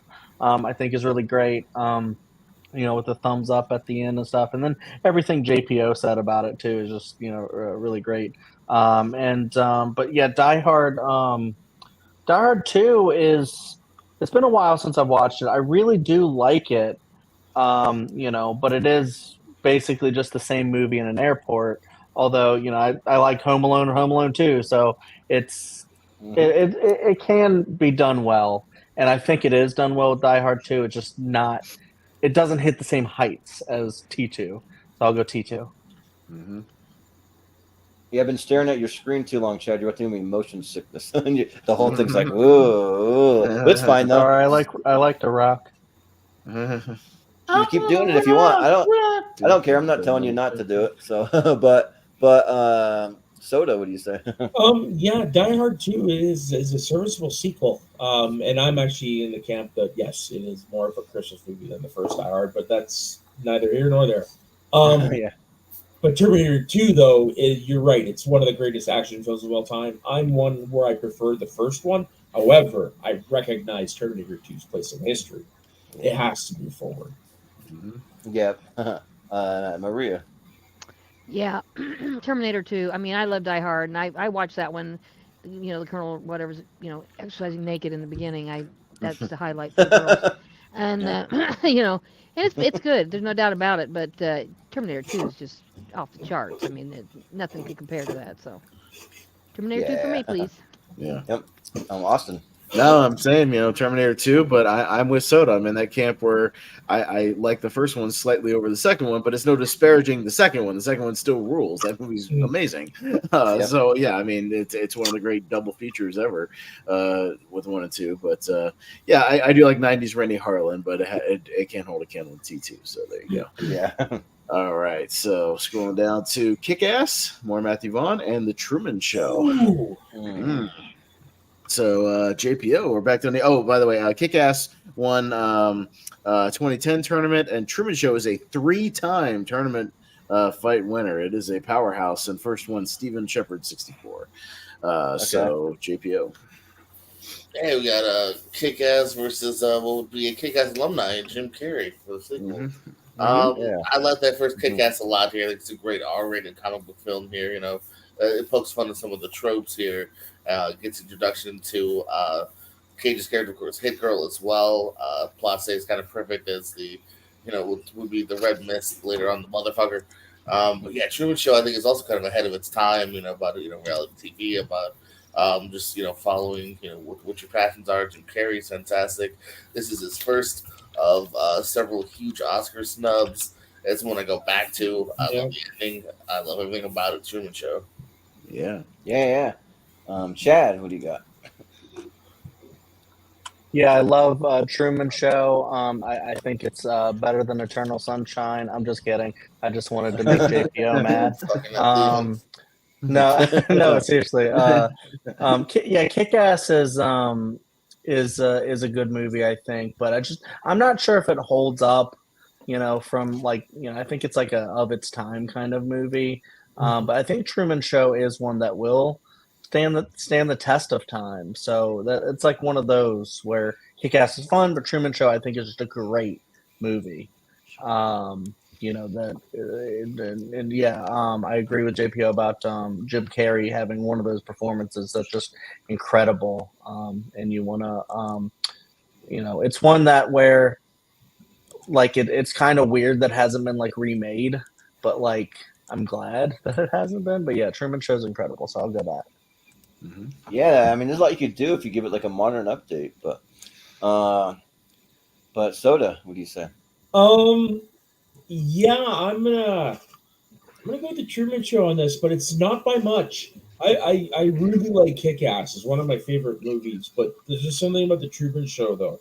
If there's any movie that can top Kick-Ass, it's gonna be the Truman Show. Yeah. Maria. Y'all know I don't like Truman Show, and I'm not a fan of Jim Carrey, so I will go for Kick-Ass. I won't say any more. We'll leave it there. So okay. Well, Austin. I'm back. I heard Maria said it again. Yeah, I'm not with that. No, this is pretty close for me as well. Kind of like Soda, close to anything. Because Kick-Ass is great and has really grown on me over time. And a movie that I didn't even like the first time it came out. First time I was on the theater, gave it another shot and loved it. Once I kind of reset my expectations of what it was, really, really good stuff. But yeah, man, the Truman Show is just another one that's just aged like fine wine, and all the themes it explores and everything. And a masterful performance from Jim Carrey. I think he's terrific in this movie, the way he balances all the tones and the emotions and everything. He's great. So I'll go Truman. Yeah. Jordan? Yeah. Yeah. This one's close because Truman Show, it's really, really good. And Peter Weir, I never really looked up his filmography. He directed Dead Poet Society, I guess, and he did Witness. Master and Commander. Yeah. Which is a movie I don't love, but the other one I really like. And then it's a really a unique kind of cool idea. But I mean, Kick-Ass is just so good and so much fun, especially the whole Hit Girl stuff and the Big Daddy with Nick Cage is kind of the really cool scene where he's just wrecking shop in a warehouse. It's really cool. And also, Kick-Ass has a really awesome Simpsons poster that I want to get. That I was like Bart, Milhouse, and Maggie and Homer on there, and but they're spoofing it, and it looks really cool. I want that on my wall. But yeah, I just have so much more fun with the characters and even the story of Kick-Ass. So, and I think Matthew Vaughn was on point for this. So I'll go Kick-Ass. All right, but 4-2 for Truman. Does Truman move on? And we'll go down to The Godfather and The Final Girls. The Godfather won Malcolm's original 64, and The Final Girls won a 2014 ladder series tournament. Unique matchup here. Chad? Excuse me. Earlier, I said I'm not like that big into mob movies. I mean, The Godfather is an exception. It's definitely one of the greatest films of all time. I mean, The Final Girls is fun. It's a fun slasher, and I don't mean to dismiss it at all, but it's not The Godfather. You know, one of my favorite shows of all time is Breaking Bad, and without The Godfather, you don't get Breaking Bad because it's kind of has the same, a very similar arc for Walter White and. Michael. I'm Corleone? Michael Corleone. I almost said Tony Soprano, and my mind is all over the damn Same place. guy. But Tony Soprano, you don't get him without Michael Corleone either. So there you go. But yeah, it's so influential. Such a great like 3-hour movie. I just love that arc so much. You know, like when he goes to ask that woman out when he goes to Italy. I just love that scene so much because it just shows him like basically becoming that guy, and I just love every time there's like an arc like that where someone like goes from like kind of like a regular guy to like someone who's something, and I'm just like, holy shit, okay. It's all just great performances all around, great music, great everything, story. I don't know. It's The Godfather, guys. Come on, The Godfather. Mm-hmm. Yeah, did you say what these movies won, Austin, or was I not paying attention? You weren't paying attention. Yeah, probably. That's fine. Soda. Yeah, I've never seen Final Girls, but even if I had, it's the fucking Godfather. Godfather is one of my all-time favorite films. Like, I've got a very special connection with that film. And not just that, it's a great movie, and I'm one of the people who will say I prefer it over the second one. Yeah, no, Godfather all day. Yeah. Maria. I kind of wondered why you didn't just put it in and go. Who's going to vote for that other one? I mean, seriously. Because Jordan's the only one who won't vote for The Godfather. Because I'm not a fan of The Godfather. I'll vote for almost anything. Anything except Norbit or movie 43 over The Godfather. Yeah, no, it's great. The book is great. The movie was great. I mean, yeah. Video game's great. Godfather for me, yeah, for sure. Okay. Yeah, Austin. Yeah, my Regal's showing Godfather 2 though in theaters tomorrow, so I'm gonna go watch that one in the theater. Go chill and hang out with that movie, but that'll be fun. But yeah, Godfather, I watched it like 4 times in 1 month, one time, just dissecting it and just getting obsessed with it. It's great. A lot in there, yeah. I was watching The Offer, and then I listened to a podcast. I watched it again, watched it with the commentary. I was like, what? I was just obsessing over it. It's great. So yeah, easily The Godfather. Final Girls is fun, but it ain't Godfather. Yep. Well, I mean, you know me. I'll keep it short. I'll go Final Girls because it's a movie I can watch more than The Godfather and stay awake. So, yeah. JPO. He was staying awake. If he's there. All right, I'll come back after all this disparaging Eternal Sunshine Jim Carrey remarks. It's only one. He's gone. There was only one person, not the rest of us. Maria over here, I jumped on. He knows I don't like it. JPO, for you when this 2004 tournament comes, I'm going to do everything I can to try to get the Eternal Sunshine to win. To help you win one. To at least win one. At least win one for you, buddy. I promise. Because y'all have done that for me sometimes. I don't mind doing it for other people. I'm going to try. It's coming. And the other poster got to go with. I went with the kitty cat and Brando personally, but yeah, I gotta go Godfather here. Final Girl is just like Tucker and Dale, great concept, horror concept here, and great cast. But yeah, Godfather I just think is so on par here. And yeah, check out The Offer, fun making a behind the story too. Yeah. Where to get the cat? No one fucking knows. He just picked up a cat. No, he literally just did on set, and he started, and it worked because he just started filming. Really? Yeah. No, definitely, no, that's true. All right, going down to Jurassic Park and It Chapter 1. Jurassic Park is a 2-time winner. Originally won our very first tournament ever, Jordan 64. First one ever. And then it also won one of my 128 as well. So final things like that. And then It Chapter 1 won our Stephen King adaptation tournament. So there you go. And that one I watched that night versus the other one that won my tournament. Yeah, exactly. Later on, yeah. Soda, you're up. This one hurts me very much. Because they're both 2 of my favorite all-time films. It is my favorite horror film, and Jurassic Park is Actually, this is the reason why I'm going to go with Jurassic Park, because it is the movie that made me love movies. Seeing it when I was 6, front row, opening week, like, I love it. Yeah. Don't get me wrong, favorite horror film, but Jurassic Park all the way. For a 6-year-old, you could call it a horror movie. For a Oh, 6-year-old. totally. No, it's Jurassic Park. 100% a horror movie. I will argue that to the death. Jurassic Oh, World you're not Tour. wrong. Yeah. Like Sure. those things with animatronics like that frighten me in real life. You telling me that scene where the raptor pops out of the pipes, like with Laura Dern down there, isn't a straight horror scene? That's a horror movie scene. Yeah. Of course it is. Oh, Yeah. It's one of the great jump scares ever. Shoot. Yeah. Yep. Park is number 7 on my top 100, and it is number 23. Like, that's how highly regarded I love those movies. Oh yeah. Maria, what do you think?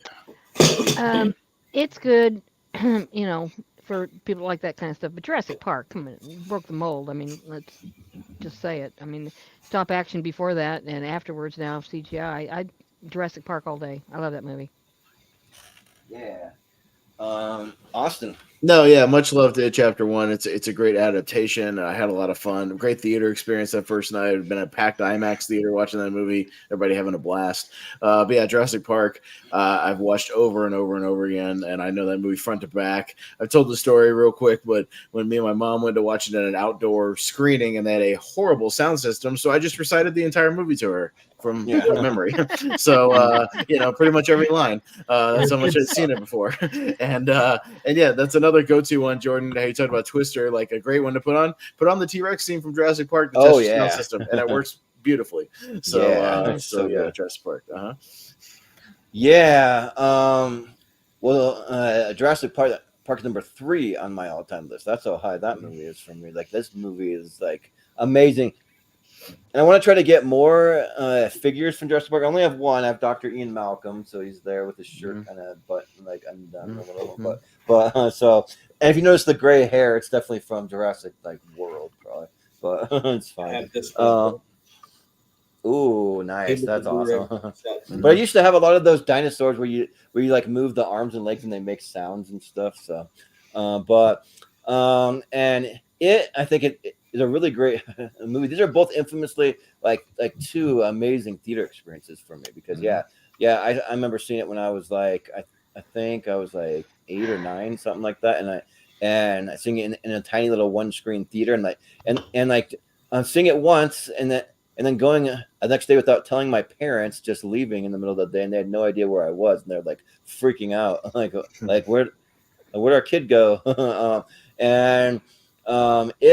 It is great too because when I saw it in a theater, I saw it in this huge theater up in Seattle, and it was the biggest theater that they had, and it was packed, it was sold out, and and it just made it that much more fun. Like I missed those opening weekend sold out shows. You don't get a lot of them anymore. So so I'll go with Jurassic Park. But I think the last sold out one I saw was Super Mario Brothers. That was pretty packed for me. But JPO.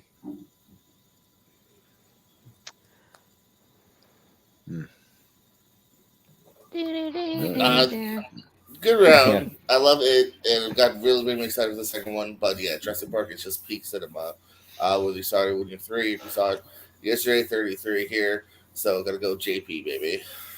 Yeah. JP. Oh, we voted for JP. Anyway. Chad. Yeah, I mean, this one isn't close, but that's not to say that it isn't a great movie. It was a big surprise. I think it adapts the book very well. I think it's the better one of the 2. It's very scary. It has one of the all-time great horror performances from Bill Skarsgård, and I think all the kids are really great in that movie as well. So I just really love how they did that movie. It's so scary. But I mean, Jurassic Park is definitely an all-timer. It's one of the great Spielberg films. I mean, Spielberg's one of the great directors of all time. And it's just one that, I mean, there's really not many flaws with that movie. And it's just the awe of it. When you see those dinosaurs with that score, it's just so incredible. So, yeah, Jurassic Park. Yeah. All right. 4 more Yeah, you matchups, should read the guys. books Let's too. plow Like through Michael it. Crichton, he's my. Yeah. Well, I was just gonna say Michael Crichton's my second favorite author of all time. Like those first two Jurassic Park books are Oh, you mean bangers. Michael Yeah, Crichton? they're good. Okay, I'm like, who are you talking about? Yeah, Oh, Crichton. sorry. Yeah, Okay. Crichton. Yeah, Crichton. All right, so we only got 4 more matches, guys. So let's plow through it and get to the speed round. We're almost there. We got Plow through. Aliens versus Skyfall, and Jesus Aliens. Christ. Aliens is a 2-time winner. Originally won Chris Scott's 64, and Skyfall won our spy movie tournament. So Maria, you're up first. I hate you. Aliens and Skyfall? Why are you doing this to me? Okay, I don't hate you. Ay, caramba. Which has had the most impact on me? Well, Aliens is the best of that series, in my opinion. Dang it. And Skyfall's perfect. Oh, crap. The best villain ever. I don't know what to do. Can I split my vote? Can we go by No. halves? Okay. Oh, God. Skyfall. I'm sorry, Aliens. I love you. Okay. Skyfall. Yeah. No, Awesome. not that hard for me. But much love to Skyfall, my favorite Bond movie. But Aliens is my favorite movie. Period. So Oh, okay. Well, then good. Yeah. It's like, gee, I wonder where you're going. yeah, right. Well, I'm like trying to see where I have these ranked because I know that it's like really, really close, but the website's being wonky on me. So I saw that I had Aliens 46. Oh, Skyfall 67. There you go. So we'll go Aliens because I have it ranked higher, but it's so close and they're both really good. So yeah, Aliens. Here, man. JPO. GPO. Yeah, this is also probably my favorite 007 as well. I said Craig is my 007. This might be the peak of him. But I'm also going to lean towards Aliens. That's the one I'd go back to more. I love the setup here, and it's pretty ballsy. Just great fun movies. So Aliens. Yeah. Chad, what do you say? Yeah, I'm also going to go Aliens. That's not because I don't love Skyfall, because I do love Skyfall.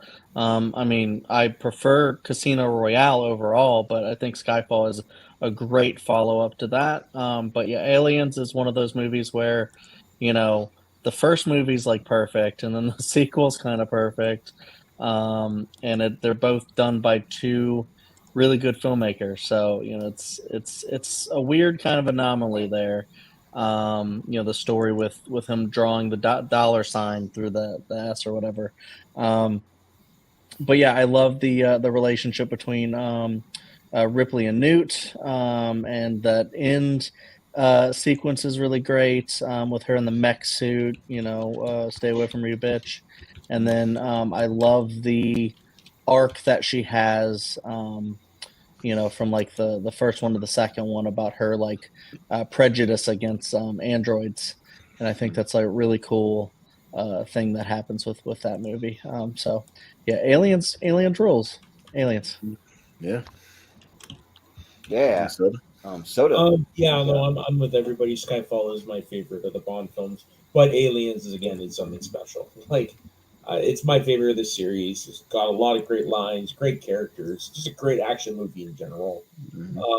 Yeah, it's Aliens all the way. All right, so Aliens moves Yeah, that on. scene where like Ripley walks up to Hicks and Apone and is like, "What can you do here?" And she's like, "Well, like I know to run that loader over there," and then she like does it all, and they're like, "Well," they're all like impressed, like that's a really good scene. Yeah. Indiana Jones and the Last Crusade taking on Midsommar. Last Crusade was part of our geography week, and it won our best movies with a state in the title for Indiana. And then Midsommar won a 2019 tournament. So me first. Yeah, not too tough here. Much love to Midsommar. Great movie. I love a good creepy cult movie. But Last Crusade, again, another one in my 128. My favorite Indiana Jones movie. Love the chemistry. All around just phenomenal adventure movie. So yeah, pretty easy for Last Crusade here. Yeah, this one's interesting because I do have Last Crusade ranked as like the least of the original trilogy, but that's not saying much because the movie's still great, and like the more that I watch it, like it's slowly moving up. Like it might pass Temple of Doom maybe someday, but yeah, because I've seen these movies so many times too. I've seen them at least like 50 times a piece, and it's like every time like if it comes on TV, I'll be scrolling through my channels and be like, oh, Indiana Jones. All right, I'm set for a while, you know. But and Midsommar is great. I think it's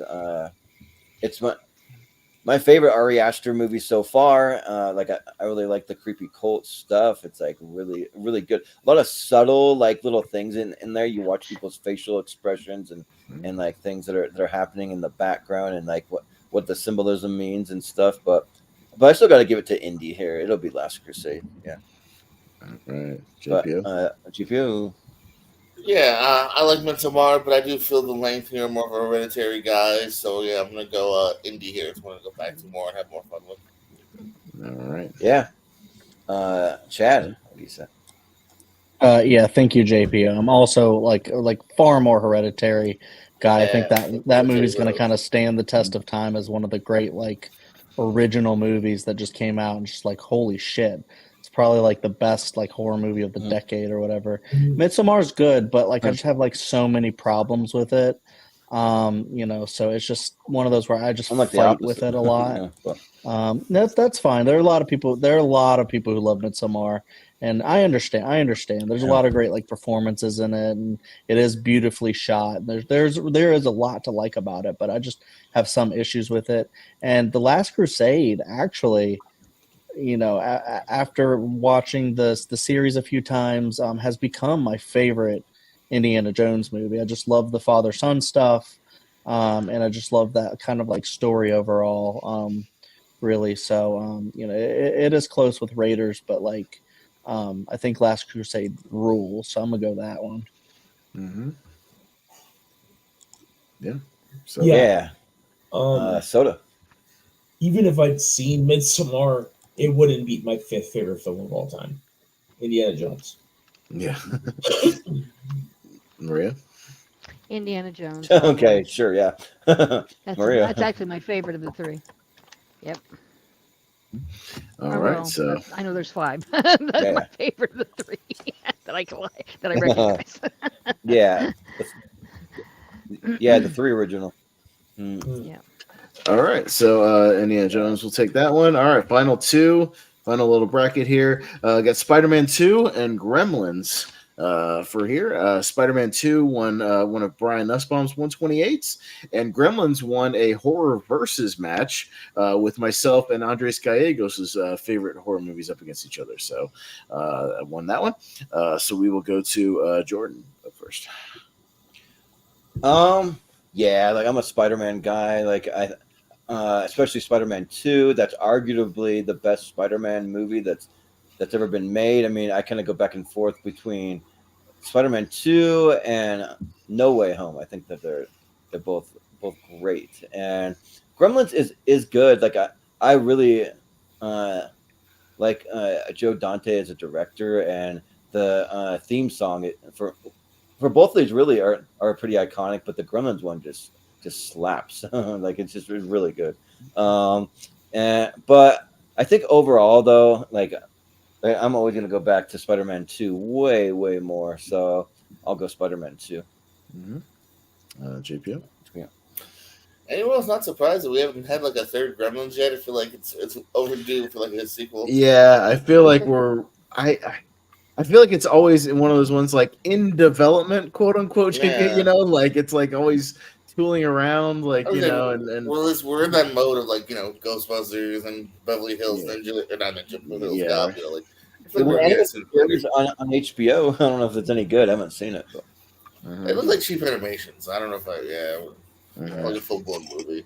So yeah, I mean, I got love for Gremlins as well. Here, I just recently watched the second one for the first time, but yeah, the first Spider-Man, especially Spider-Man 2, I thought really kind of set the pace. I think for comic book movies to a degree. I think we don't necessarily get a Dark Knight and everything, and some of the better X-Men movies without Spider-Man 2 here. So I'm gonna say Spider-Man 2 gets my vote. Mm-hmm. Yeah, Chad. I mean, if anybody knows me, yeah, it's definitely Spider-Man 2. It's not only like my favorite Spider-Man movie; it's like my favorite comic book movie. It's just one of my favorite movies of all time. it's definitely up there. It's like that and Evil Dead 2 are my favorite Sam Raimi movies. I just think it's kind of a perfect comic book movie, and I think if not the best ever comic book movie ever made, it's definitely up there. And what it did for the genre and that those types of movies. But yeah, I just love the story in it. I just love Peter kind of having to throw everything away to find himself. I love Doc Ock. I even love MJ. I know a lot of people say that she wasn't a great MJ. I'm not a comics person really, so I don't really care about like the source material and all that stuff. I think Sam Raimi just made his own great Spider-Man film. Um, I love Kirsten Dunst. I think she's great in the movie. I just love, it's kind of like a like perfectly like shot film, and all the action sequences hold up so well. It's none of it's like really that dated, where it's 2004 movie, so you would expect it maybe to be a little bit, but not really. Even though like a lot of the CGI holds up. So and that sequence in the hospital with the arms and stuff is just so incredible. Just a great horror sequence. So yeah, there's a lot to love about that movie. So yeah, I gotta say thank you to Brian, I guess. Pizza Time. Yeah, right. Yeah. Well, I didn't think that Mary Jane here was too far off from the comics. I thought they did a pretty good job. Me too. But Soda. Yeah, I'm gonna give this to Spider-Man 2. I've actually never finished Gremlins for whatever reason. But Spider-Man 2, while not my favorite of the Spider-Man series, is still a solid comic book movie. I'll give it that. Yeah. Oh, and I forgot to say Gremlins rules, but I forgot to talk about Gremlins at all. I was loving on Spider-Man, but Mm-hmm. Yeah. Maria. I have to go with Gremlins because I like Spider-Man and all that, but Gremlins was pretty groundbreaking. So Yeah. I mean, I think anyway. Yep. Sure. Definitely unusual. So yeah. Yeah. Austin. This would actually be tougher for me if it was Spider-Man 2 versus Gremlins 2, because Gremlins 2 is one of my all-time favorite movies, and Spider-Man 2 is one of my all-time favorite comic book movies, so that would be tougher.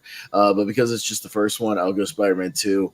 No, much respect to Gremlins. It's still a lot of fun, and I'll watch it any day, but yeah, Spider-Man 2 is pretty damn great, still holds up, so I'll go with that. And our final matchup before we hit the gas, and go to the speed round is a Nightmare on Elm Street 3 Dream Warriors and Warrior. Warriors and Warrior. So this is how it worked out. 3 Dream Warrior. Yeah, Warriors. The Dream Warriors won one of Steven Shepard's 128s, and Warrior is actually a 2-time winner and first won one of Malcolm's 128s. So there you go. So back down to the bottom with JPO. Yeah, as much as I do have some love for the third Nightmare here, might be the best one in the bunch here for both kills and just kind of characters as well. Man, it's against one of my favorites in Warrior here. I don't want to say it was a big surprise. It's got a decent director here. All these two are fantastic. Old T, shout out to him as well. So, yeah, maybe I think the best ever made movie we've gotten so far of all time. So I'm gonna say Warrior. Mm-hmm. All right. Yeah. Chad. By the way, we kind of have a pattern going on here. So JPO laid down first, then it was me. Now Soda has to lay down next, and then we'll just keep going up the ladder. I'm nowhere near. You ain't never gonna get me. Join us.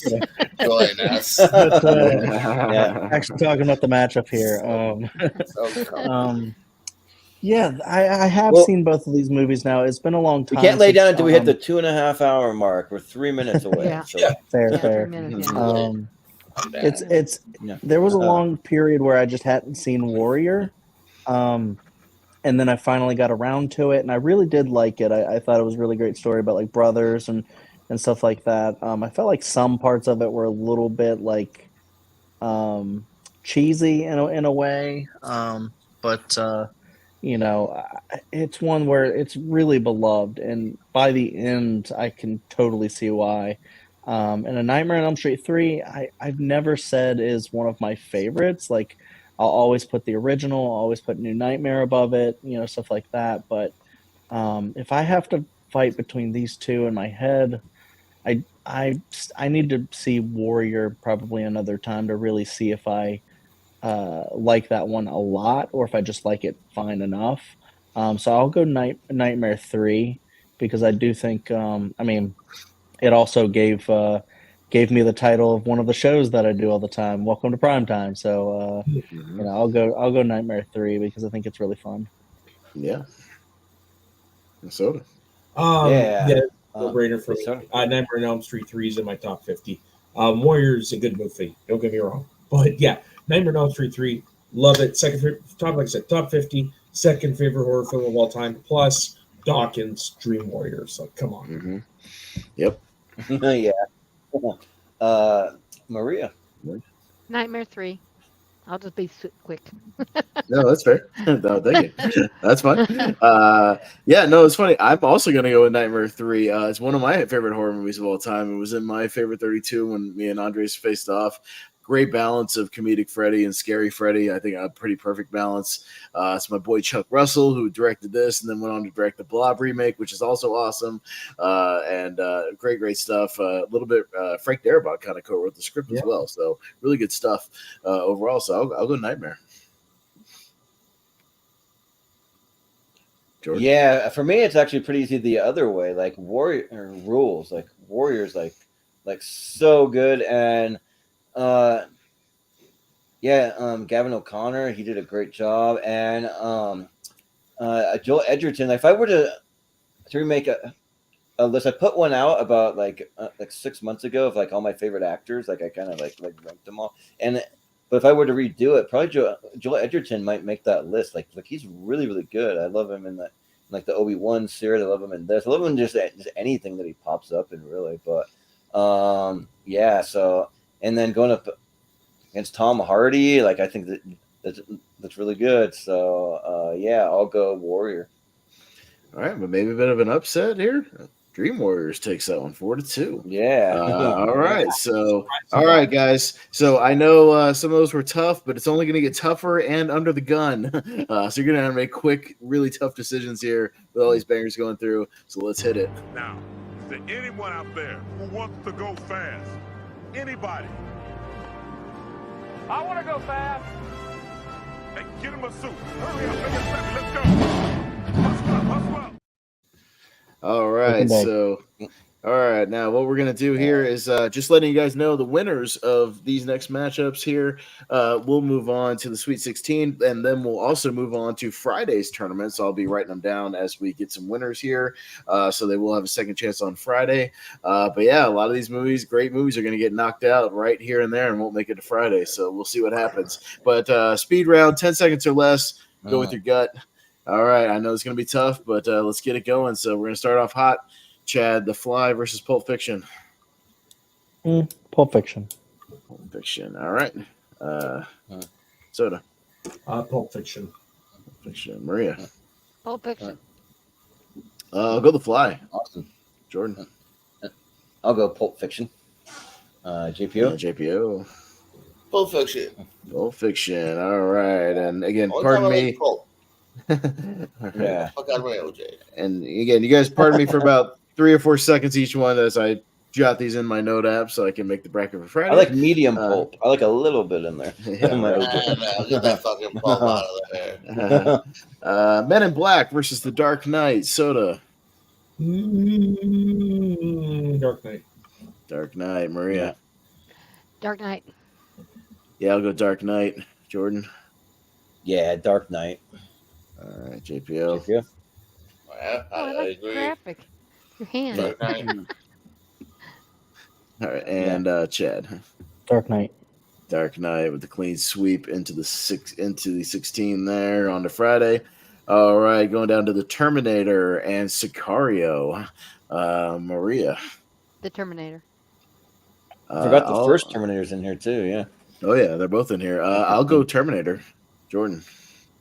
It's been a long time since I've seen the first Terminator, and sorry I didn't get a vote on these first ones, but I'll go still Terminator though. Yeah. All right. JPO. Honestly, I'm gonna go Sicario. Yeah. Yeah. Chad? Probably won't win, but yeah, Sicario. All right, and Soda. Terminator. 4-2, taking out Sicario. Again, good movies going down left and right. So, Yeah. I'd much rather Yeah. watch the Terminator. I realized I I like, can't. I like both a lot. The title for the next Terminator movie is still Terminator. Spectacular Now and Harold and Kumar. Me, I'll take Harold and Kumar. Jordan. Yeah, I'll go Harold and Kumar. JPO. JPO. No, Spectacular Now. You never know what can happen. We've had some come back plenty tonight where Yeah. it started out with 2 and then 4 came right back. We'll see what happens, Chad. Spectacular Now. All right. Soda. I'm gonna go with the Stoner and me, Harold and Kumar. Yeah. Maria. Harold and Kumar. Harold and Kumar into the Friday. Yeah. All Hey, right. you pothead. Yeah. All right. All right. Scrolling Nothing on wrong with down. that. Shabba Dabba Doo, Billy Madison versus her. Jordan. I like the Flintstones. Yep. Billy passed the second round. Oh, what a glorious day. Yeah. Let's go with Billy. JPO. Hey, kids. I bet you thought that I was dead. I just got a hemorrhage in my head. Yeah. Chad. Do you have any more gum? More gum? Billy Madison. No. Soda. Billy Madison. Yeah. Maria. You demand a quote before you go for it. Yeah. Shabba-doo, Billy Madison. That'll count. He says it enough. I got Sorry. nothing else. It's been a while since I've seen it. Yeah. But Austin. Today, Junior? Yeah. All right. Into the next round. If peeing your pants is cool, consider us Miles Davis.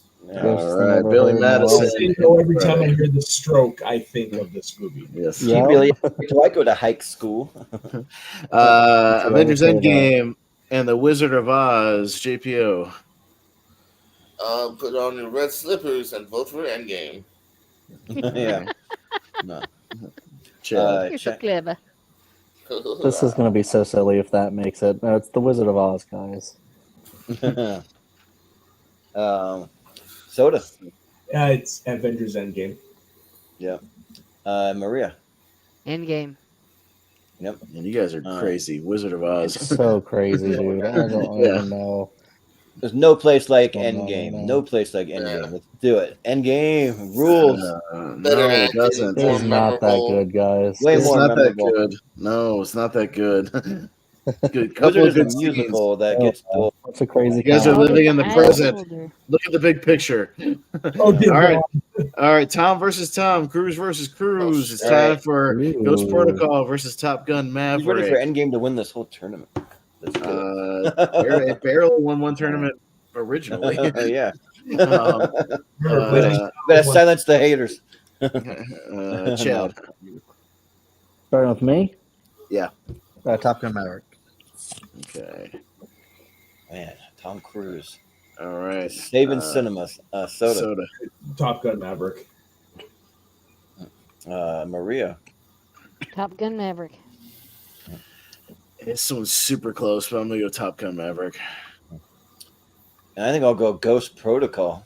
This has more characters that I like. So, JPO. I'll go Maverick. Maverick. All right. Maverick into the next one. Gotta jot that down too. I'm not mad about it though. Maverick rules still. Maverick.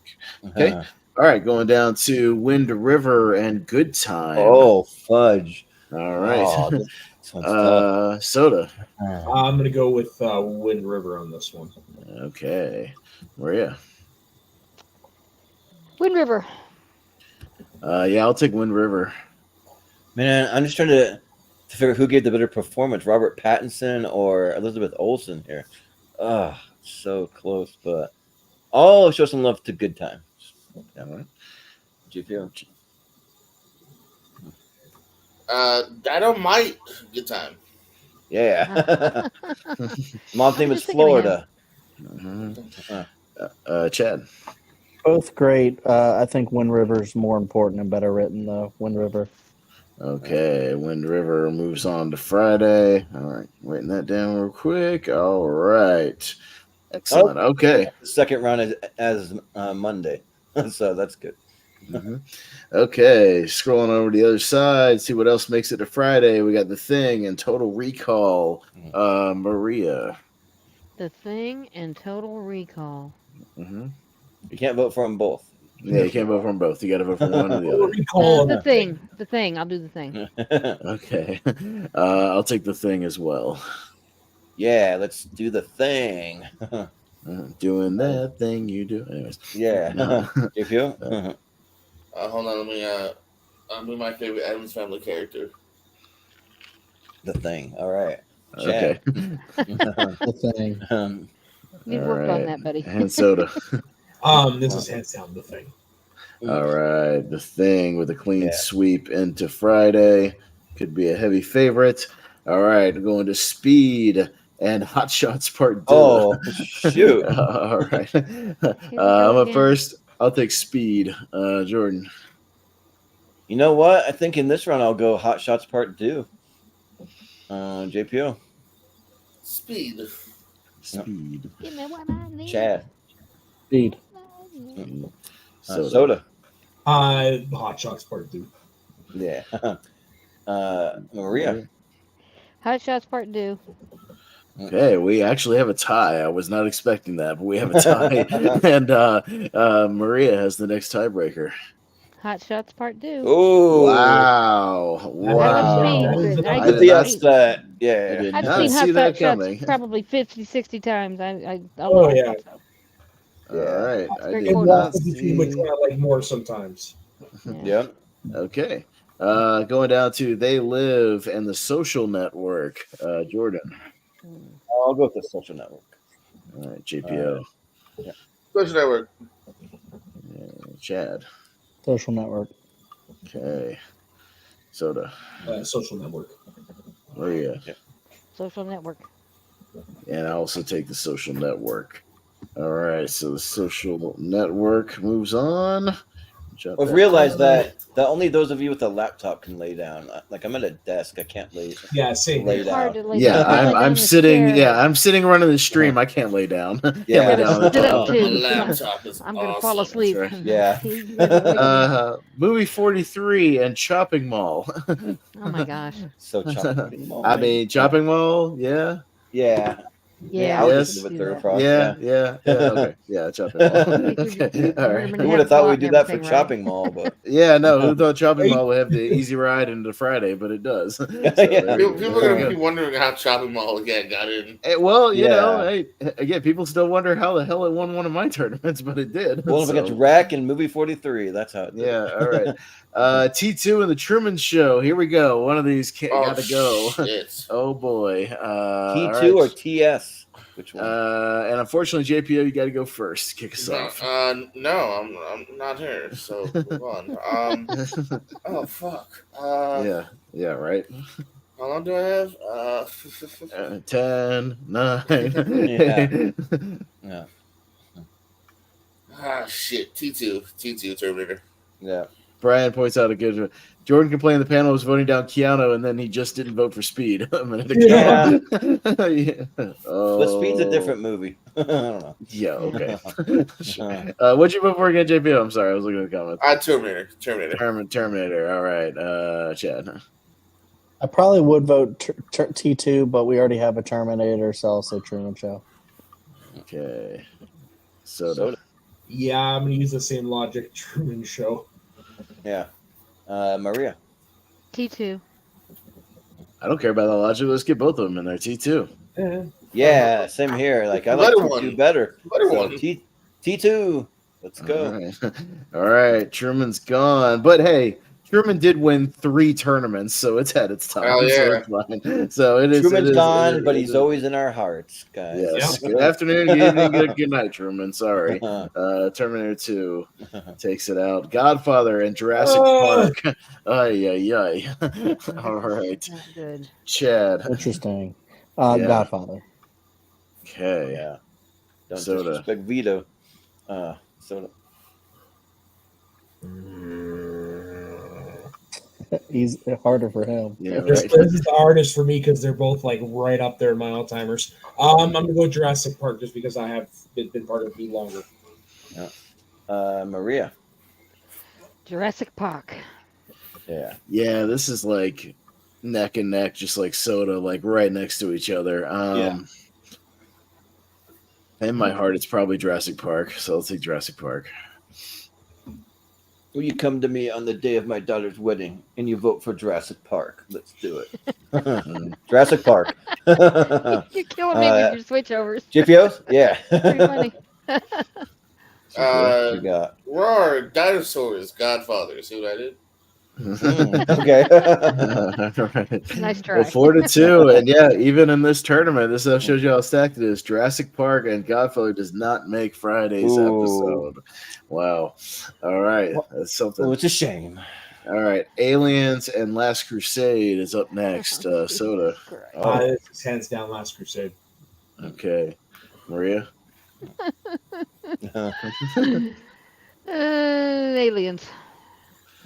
Yeah, Aliens. Even though they called the dog Indy, we'll go for Aliens. Whoa. They named the dog GPO. Indiana. Aliens. All right. Chad. Yeah, Aliens. Aliens. Wow. All right. So Aliens into Friday. Final one on this side. Spider-Man 2 and A Nightmare on Elm Street 3. Maria. Spider-Man 2. All right. Yeah. I'm gonna go Nightmare. Jordan. Yeah. Let's go Spider-Man 2. Yeah. GPO. The Speedy Man. Spider-Man. Yeah. Okay. Chad. Spider-Man 2. Okay. And Soda. Dream Warriors. Yeah. All right. So pretty close there as well. But Spider-Man 2 takes that one. All right. So we have our Friday lineup complete. All 32 are ready to go for Friday. So all these movies you will see again on Friday get a second chance no matter what wins tonight. But somebody still has to win tonight and become another multi-time winner. So we're going to see. Much more excited what about happens tonight's here. winners. So. All right, we will see. And let's just see which one takes this tournament and which one could be a heavy favorite. We'll start with Pulp Fiction and The Dark Knight. This is stupid tough, but I'll take Dark Knight. Jordan. I just think that the movie's a little bit better crafted by a little bit Pulp Fiction. So, JPO. The Dark Knight. Chad. Do you want to see a magic trick? Dark Knight. Yeah. Oh, I do. Let's see Pulp Fiction go to the next round for a magic trick. Yeah. Soda. Dark Knight. All right, and Maria. Dark Knight. All right, Dark Knight takes out Pulp Fiction to move into the Elite Eight. Terminator and Harold and Kumar. Jordan. This one's close because Harold and Kumar is one of my favorite comedies, but I'll go Terminator. Sure. JPO. Terminator. All right. Chad. Terminator. Soda. Terminator. Maria. Terminator. Yeah, I'll make it a clean sweep. Terminator. All right, so Terminator into the Like 8. a good neighbor. State Farm is there. That was pretty funny. Yeah, that commercial. That commercial, yeah. The good neighbor. Photoshopped his head on a couple bodies too. Yeah. Him. Billy Madison and Avengers Endgame. JPO. Oh boy. Endgame. Wow, voting against the Sandman there. Uh-oh. Man, betraying his guy. Chad. Yeah, he is a fucking traitor. It's Billy Madison. Yeah. Soda. It's gonna be Endgame for me. Maria. In game, all the way. Awesome. Billy Madison. JPO, why are you betraying your guy? This is your chance. What the hell? Endgame is better. It goes on first and cleans the hair. So I'll go with Endgame. It's not. Jesus Christ, y'all are way too high on Endgame. In-game rules. Culmination of everything we No, it waited for. doesn't. Yeah. Wind River and Maverick. Hmm. Chad. Top Gun Maverick. All right. Soda. Maverick. Maria. Maria. Top Gun Maverick. Yeah, I'll take Top Gun as well. Jordan. Yeah, like when we're river slowly get like climbing, it'll be in my after the 128 for sure. But I gotta go with Top Gun Maverick. JPO. Maverick. Okay, Maverick in there. All right, jumping to the other side. Maverick is a different movie. That's like a Mel Gibson movie. Yeah, I know. The Thing and Hot Shots Part 2. Soda. The Thing. Maria. Maria. Hot Shots. The Thing. I know it won't win, but I'm giving it. Yeah, I know. Yeah. I'm Austin. I said The Thing. Okay, then I'll say The Thing. GPO. And I'll say The Thing. Yeah. Chad. Me too. The Thing. All right, The Thing into the 8. Social Me Network too, and to the Shopping. next Social round. Network and Shopping Mall hanging in there. Oh gosh, that's hard. Maria. Okay. Social Network. Yeah, no, as much as I love Shopping Mall, it's Social Network. You know what the Social Network needs? They need some killer robots. That'd be awesome. Yeah. But I'll go Social Network. It does have bots on Facebook. They're all over Facebook. Yeah, right. But, yeah, anyways. Yeah, that's true. But JPO. Let's go. Social Network and what? Shopping Mall. Social Network. Yeah. Yep. Chad. Social Network. On Soda. Yes, Network as well. Yeah. Bye, Shopping Mall, but we'll see you on Friday again. Yeah.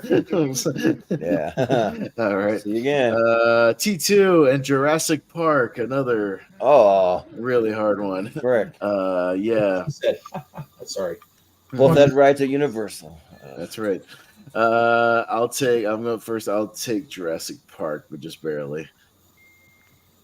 Yeah. Jordan. Jurassic Park finds a way. I'll go with Jurassic Park. JPO. T2. Chad. Jurassic Park. Okay. Soda. Yeah, this one comes down to personal feelings. It's Jurassic Park. Yep. Right. Maria. Jurassic Park. Jurassic Park is a powerhouse. There it goes It is. again. All right. Aliens and Spider-Man 2. Ooh. Yeah. Fudge. All right. Jordan. Man, I think I gotta give the edge to Spider-Man 2. Yeah. JPO. Aliens. Chad. Spider-Man 2. Soda. Aliens. Marie. Aliens. And Austin, I'll you're going take Spider-Man? Of course. No, All right. Game over, man. Game over. My heart is officially Yeah. broken, but that's okay. Yeah. We'll see it again on Friday, Chad. We'll see what happens. Also, I will say Spider-Man 2, 2004 has a good chance of winning one of those tournaments coming up. We're doing that. Yeah, live right. stream. It could be a powerhouse in that tournament, so we'll see. Yeah. All right, but back on the left, going into the final four here, we got Dark Knight and Terminator. JPO. God dang it. Dark Knight. Chad. Dark Knight. Yeah. Soda. Dark Knight. Maria. Dark Knight. Yeah. I would have gone Terminator. Yeah, I'll say, why so serious? So I'll go with the Dark Knight. Okay. Dark Knight into the final four. Avengers Endgame, Top Gun Maverick. Chad. Top Gun Maverick. Soda. So I will not be upset with either one of these going forward, but I'm going to go with Endgame. Yeah. Maria. I have to go Maverick. Austin. Maverick. Yeah. I think I got to go Endgame. It's in my top 10 of all time. JPO. I'm here thinking. Yeah, wah wah. Fucking Maverick. Okay. wah wah. Yeah, All right. I can't argue with that. All right. Maverick takes out Endgame. All right. Into I the final could, but four. I'm not going to. Over on the other side, into the final four, we got the Social Network and the Thing. Soda. The Thing. Maria. Social Network. This Awesome. one is super close. The Thing. Yeah, it's close, but I'll go the Social Network. Okay. GPO. The Thing. The thing. Chad. The Social Network. All right, it's a tie, and it's a tie to me this time, and fuck me. This is damn it. I'll pass go. on that. Awesome. Let's get some horror in the final four. I'll take the Thing on Nice. there. Okay. So there we I'm go. out of that. All right, yeah, get some I'm not horror. upset. But, Just for diversity's sake. Yeah. Jurassic Park and Aliens. Oh. Spielberg versus Cameron. That's an epic battle. It should be. Yes. Yeah. All right. Maria.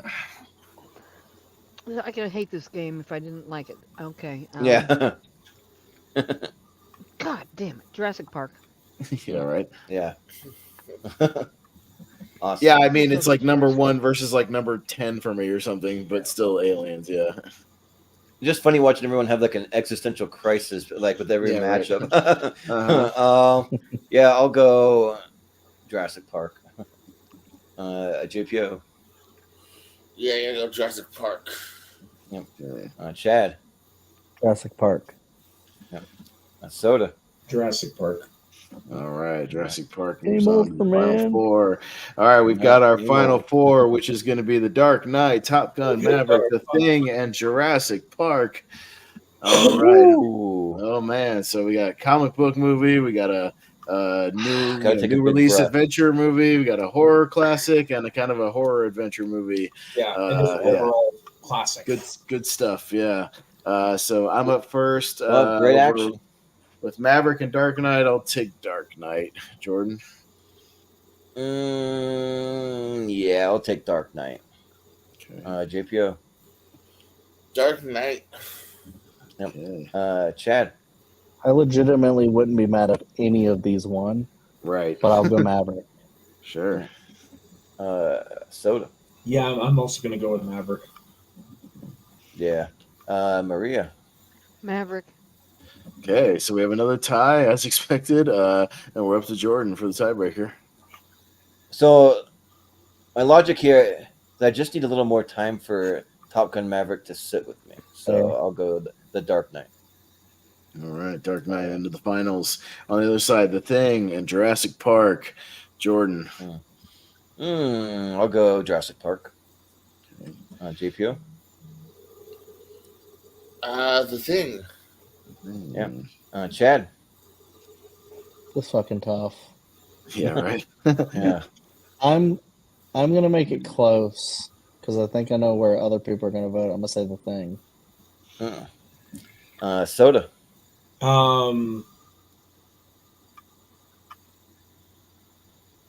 Jurassic Park.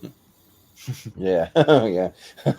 Yeah, no, it's got to be Jurassic Park. It's okay. I was gonna say I don't sound too confident. Maria? Yeah. Jurassic Park.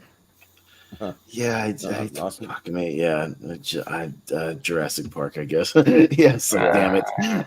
All right. Yeah. Jurassic Park movies fighting and The Dark Knight, but this will represent basically all the last like dozen or so votes.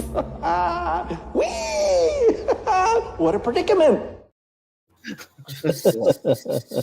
Who's the finals here? Because we've got The Dark Knight taking on Jurassic Park for the win tonight. Not for the overall 200, but for tonight, we will see. So, JPO, back down to you. The Dark Knight. Okay. Chad. Fuck, man. Oh, Jurassic Park. Yeah. Soda. Jurassic Park. Yeah. Maria. Jurassic Park. Because all Yeah, the dinosaurs the want one to eat I- the Dark Knight. The first movie that I can ever remember giving me nightmares as a kid, Jurassic Park. Yeah, Austin, you got to get the Scott Adkins clip, the genuine conundrum clip. Well, I can't find it already clipped out, and I'm horrible at editing. So if you want to edit it and send it to me, I'll use that. But yeah, Sure, I love yeah. it. Yeah, we have seen ourselves a genuine conundrum. Yeah, yeah, That's great. it's good. Yeah, yeah, but I'll also go with Jurassic Park. You want to kill him? Yeah. You want to wants to- kill him, and I want to kill you? him. Yeah. We see ourselves a genuine conundrum. Yeah. Jurassic Park. There we go. All right, there we go. Very good. All right, Jurassic Park takes part 2 of our 200th anniversary, and with that becomes in the elite company of a 3-time winner of tournament fights, joining the Truman Show and Avengers Infinity War in that 3-timers club in there. So there you go. But Jurassic Park could be a heavy favorite even going into Friday, and could be a 4-time winner by the time Friday's over. So there you go. We scared away Chad, I guess. He got baby stuff. He said in the private chat, so okay. which is understandable. No. Baby's probably going. Oh nuts yeah, by yeah, now. yeah. Needs to be No fed or worries. something. Yeah. Mhm. Baby's more of a Dark Knight baby, so it's a little upset. Take it out and walk it Yeah, around. right. or something. Somehow Breaking babies my always dog. stay up late, though. I don't know what it is, but I always see babies up Yeah. late because they don't want to sleep. They sleep on their own schedule. Yeah. But Pretty much. Gotta train them right. yeah, right. But yeah, that was fun. So we got part 2 in the books. So now we just got to get to that I championship. betrayed my and see movies what that I love. happens. I betrayed my movies that I love. Yeah, Oh well. what Oh, happens? well. I mean, when the matchups are this tough, I mean, you got to make a decision. So, but yeah. But thanks again, guys. I wanted to have some people who have been on a fair amount of episodes to be along for this championship. So I appreciate it. Here we So are. yeah, we'll just do some plugs and that'll do it. So, and I also wanted to have some people who have been on a lot of episodes that weren't on part 1 for part 2, you know. So I kind of switched up the panel. But yeah, so we'll go to JPO first. Where can we find you, and what do you have going on? Yes, indeed. Over at the Peersco, you'll find me all the time doing some ASAT, some show about trivia, movie trivia. You see plenty of these familiar faces there, except for Soto. He never wants to hang out with me, but everyone else hangs out with me, and we just do trivia there. We're going to have the last quarterfinal matchup of the yearly singles tournament, and then we're moving on to the semifinals. So that quarterfinal will be happening Friday. Jonathan versus Robert. Check out all the other round matches. So a lot of fun. And then we'll be getting the tag team tournament in the next few months as well. So start picking your partners for the tag team tournament. And then, always popping up on different places on Thursdays, including tomorrow. You'll catch me, the Pester, Barber, and Richie talking some wrestling. We've got a big pay-per-view coming up at 5 a.m. on Saturday. Oh, really? 2 a.m. for me. Oh yeah, because it's 2 a.m. yeah. If it was 2, I probably would just stay up. But 5, I'll sleep in, and I'll catch you the next night. Afternoon. And popping up in different places. I recorded Why We Love Horror. Check out my horror matchup, Fighting Number 1 Contenders match on Friday as well. Let's see here. Other shows, I mentioned before, me and Pez had some countdowns over at the Peersco. That was fun. And popping up all over the place. And thanks for having me. And happy 200 to you guys. Putting a lot of work to get to 200. A lot of hours too. What's at least 2.5 times 300? It's a lot of hours. Yeah, right. I'd have to just do like the. Yeah, well, I mean, we could even round up and say 3 because most of them are close to 3. Yeah. So 100 minutes, or 180 minutes times, 200. Then I'd have to divide it by the 60 for the, see however many total hours it is. But that doesn't even include the prep. I mean, Jordan preps the thumbnails, I prep the streams, everything in between, putting the brackets together. I mean, there's a lot of hours spent in there. So, it's for sure. It's like, yeah. you guys. Shoot, just going back and getting all the list of the 128 when I first did that was a fucking task all afternoon. Yeah. Going back through all the episodes, skipping to the end, trying to figure out all the winners and everything, tallying them up. That was a hell of a task in itself. So, yeah, that was something. Yeah, and And we've been at this like 3.5 years now, something like that. So Yeah, I'd have to go back and and see, but we'd have to see like what that your original 64 was, because that was kind of our official first tournament fight. Because you'd been doing tier rankers, but that was our first tournament fight. Yeah, so we'd have to go back and see when that was. I want to say around 2020 or something like that. So maybe technically 2021. The channel itself's been around about like 6 years, but there was a big gap in between those. I had like about a 2-year gap, so that it's not 6 straight years. Yeah, this one might have been even a little bit tougher. We had a few more even just overall bangers, and just the way the bracket spit out, it was really, really ridiculous. Tonight. So Hey, Barber, but hey, Friday will be tough too. We'll see how those matchups stack up. It'll be one after another. So yeah, it'll be pretty nuts. But yeah, we'll go to Soda. Where can we find her? Yeah, you can find me on my personal Instagram and Twitter at soda_the_saxman, and you can find me over on the Northern Entertainment Group, where I do my show Fun with Flags with my friend from Israel 50, where one week he teaches me about something from over there, the next week I teach him about something from over here. Nice. Sounds good. Yeah. Do an episode about tournament fights. Hey, here in America, we do tournament fights. That's where we fight about movies. And over here, we're like almost on a giant war over here, so we got to run for our lives. To answer your question, JPO, I did the math. About 600 hours worth of streaming, roughly, give or take. A few less, a few more. And that's 25 days straight if we did it consecutively, so almost a month. So really, it's probably more like a month, because we had a few tournament fights, battles, and verses in there, so it's probably more like a month's worth of cumulative streaming there. So there you go. Yeah. But yeah, cool. Yeah. And Maria, where can we find you? I just did a match for Multiplex or whatever they call it. I forgot their name. Multiplex? Plex? I don't know. Anyway, and that come out at some point. But right now, I don't know. After that, I'm around. Yeah, I've tried to do Multiplex. Like I ever had on my channel early. But Multiplex, like, they have a lot of the same people, so I don't get asked to do it much. But yeah, cool. Sounds good. The one we did last night was pretty fun, so you might want to keep that in mind, because it ended up being hysterical. I'll go check it out, and also that's on me, because I don't see signups very often. I need to watch for signups better, but but Austin, where can we find you? Yeah, not much outside of the actual channel. We got Lonely Marks, as JV mentioned, tomorrow night. Yeah, talking a little Elimination Chamber previews, reviewing Survivor Series 2002, which I'm almost done with, making my notes for. Talking the original Elimination Chamber. Saturday will be another edition of a podcast about movies with Jacob Barber, as we is tuning in. We each pick 2 movies, less than 30% on Rotten Tomatoes, that we very much like. I picked Law Abiding Citizen and Baby's Day Out, which we're going to be talking about, and he picked Spawn and The Little Rascals. So quite an array of movies we're going to be talking about on Saturday, but it should be fun. So come on by and tune in. And other than that, just everything else kind of on this channel. Not much else going on outside of that. You can go back and see. I don't know. Did you post the 91 countdown, JPO? I'm sure you did, right? Or yeah, that was live. So yeah. No, I forgot. I forgot you do them live, because I used to pre-tape them, so I forgot about that. Yeah, that's up on there, and you can check that out if you like. You want to hear us talking more about T2 from 1991? Yeah, one of the great movies. So there you go. Yeah, it was good. Or according to Malcolm, 3 stars. 3 stars. I have to go take a doggy out. So no, go ahead, Maria. Have a good night. Thank you. See you later. Yeah. If I don't take him out, he might eat me. Sure. Yeah. No. See ya. Bye. It's all good. We'll see you. Thanks. But didn't they do a crossover for Baby's Day Out and Law Abiding Citizen called Boss Baby or something like that? Right? Wasn't that? And there's like a crossover. Yeah. but I see that movie now. Yeah. Right. But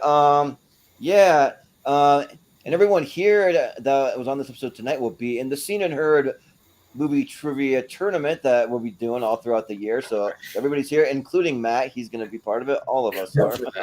Yeah. And so, actually anytime now, maybe even tonight, maybe if I have time to do it, or first thing tomorrow, I'll be starting to reach out to people about the first matches, and I'll kind of go like in order of of asking people as how they were spun if you watch the selection show, but like it just depends on people's availability. Like the first people to be available will do their tournament first. It just, I mean, it all depends on those factors, you know. So yeah, if you want me on for anything wrestling related, reach out. I'll always talk it.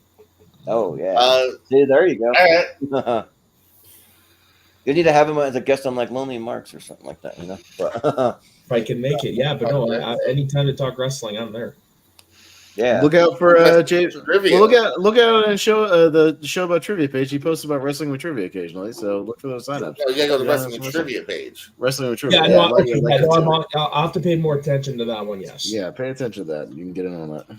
Yeah, but yeah, you can find all things for the Movie Hero Network on the social medias at Movie Hero 2121. You can find information about the channel at my personal social media, which I maybe post a little more, is Jordan83616. And then in the Schmodown Friends and Family group on Facebook. And usually have an Elite 8 poll. We won't be doing that till after Friday's episode. Whatever makes the Elite 8 for that episode will be some all-timers, and you can go vote for those. So maybe this weekend sometime. And then I think this next week we are going to try to do either I need to just reach out and talk to some people. We've been holding out a little bit on our new show Recast, that I decided to make it just a month show because I'm so busy doing other things. But I'm still going to recast Willy Wonka and the Chocolate Factory. That is coming. I'm just going to figure out everyone's availability based on the schedules we have going. And then I'm going to try to spin the wheel for Wheel of Movies also and try to fit that in there. So we'll see. And you can always tell that there's a Wheel of Movies coming if you see a YouTube short pop up for it with the wheel spin, and you can see what movie got spun. And probably I'll do that like around like Saturday, something like that. I'll try to put that up. But and yeah, that's about like most of what we have besides tournament fights and tier rankers. So I'll just tell you what we got coming up for that. Let's see. After our 200 celebration, we'll be doing our championship for tier ranker fights movies with one-word titles. So that'll be coming up on Tuesday. So that'll be a lot of like all-timers in that one also. And then we're doing everybody's after the 128. So if you've done a top 128, you can be eligible to do your after the 128. I'll be doing mine first, and I've been trying to put my list together, and I thought I had it like some semi-finalized, but there's a lot of movies that I still have like that I need to like move and reconfigure. So I'm going to try to get that list to you soon, Austin, but I'm trying to finalize that. But and then we're doing our next ladder series will be best movies of 2004. So we kind of mentioned that a couple of times. So we got that coming up. We have, let's see, our best geek character series. The next one will be best fantasy sci-fi characters. So it'll be the last one before our championship. So we'll do that topic, and then we'll move on to the championship next month. And those characters will go up against other fandoms in the geek realm, like Star Wars, Star Trek, Marvel, DC, Harry Potter, Lord of the Rings, that kind of stuff. And then let's see. Me, myself, and Zach Shelton will be going head-to-head with our favorite TV shows of all time. So we're going to be getting into some TV stuff coming up this year. And then we will have another mystery tournament where we spin the wheel 64 times. And it's everyone's favorite movies from all of our regulars will be in a mystery tournament. And then Austin will also be doing his after the 128. So that's going to be coming up soon. So you can start thinking about a list for that. And then our next actor versus we're going to have Jack Black versus Ben Stiller. That'll be sooner than later. And then for Austin's birthday at the end of March, we'll be doing a mystery speed tournament for him with a bit of a twist, which we're not revealing what the twist is yet, but maybe on that day of the episode or close to it, he'll reveal what it is. But and then we have the top 64 movies from 64 great directors. We're going to be taking 64 directors we consider great or like fairly popular or prominent, and then we'll be doing their best movie from each one. And then we're doing an episode for Jacob Barber for his birthday. It'll be music related. He hasn't decided if he wants to do best albums or best music artists. So when he decides that, we'll be in one of those two. And then Malcolm reached out and said he wants to do something New Zealand related again for his birthday. Which, if you watched last year, there's a lot of like, I haven't heard of this person or that person or the movie or whatever. But he said that they promises that it's going to be a lot more things that we're going to recognize this time. So I hope so, because I'm just letting him do what he wants on his birthday. So we'll see what happens. And then soon, Austin will be going head to head against Jacob Barber for a battle of their favorite TV shows. So that they'll have that one too. So that's a little preview of what we have coming up. So yeah, that'll do it for us tonight, guys. That was a fun time. So I appreciate y'all hanging out for the 200th celebration. And we got one more this week to do, and we'll see what takes the crown on Friday. So yeah, but that'll do it. So for JPO, for Matt Mageau, for Austin Pez Howell, for Maria Hammon, for Chad Webb, I've been Jordan, the movie hero Anderson, and we will see you next time.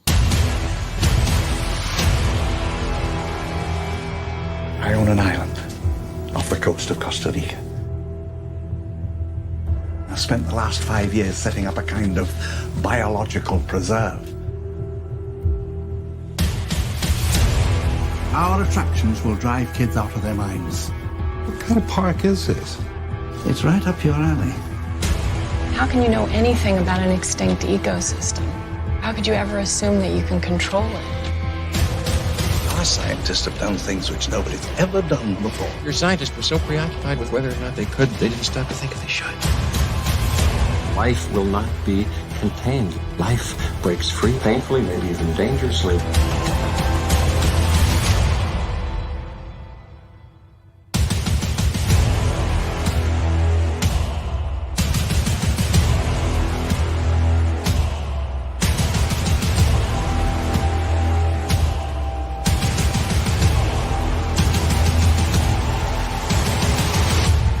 Hold on to your butts.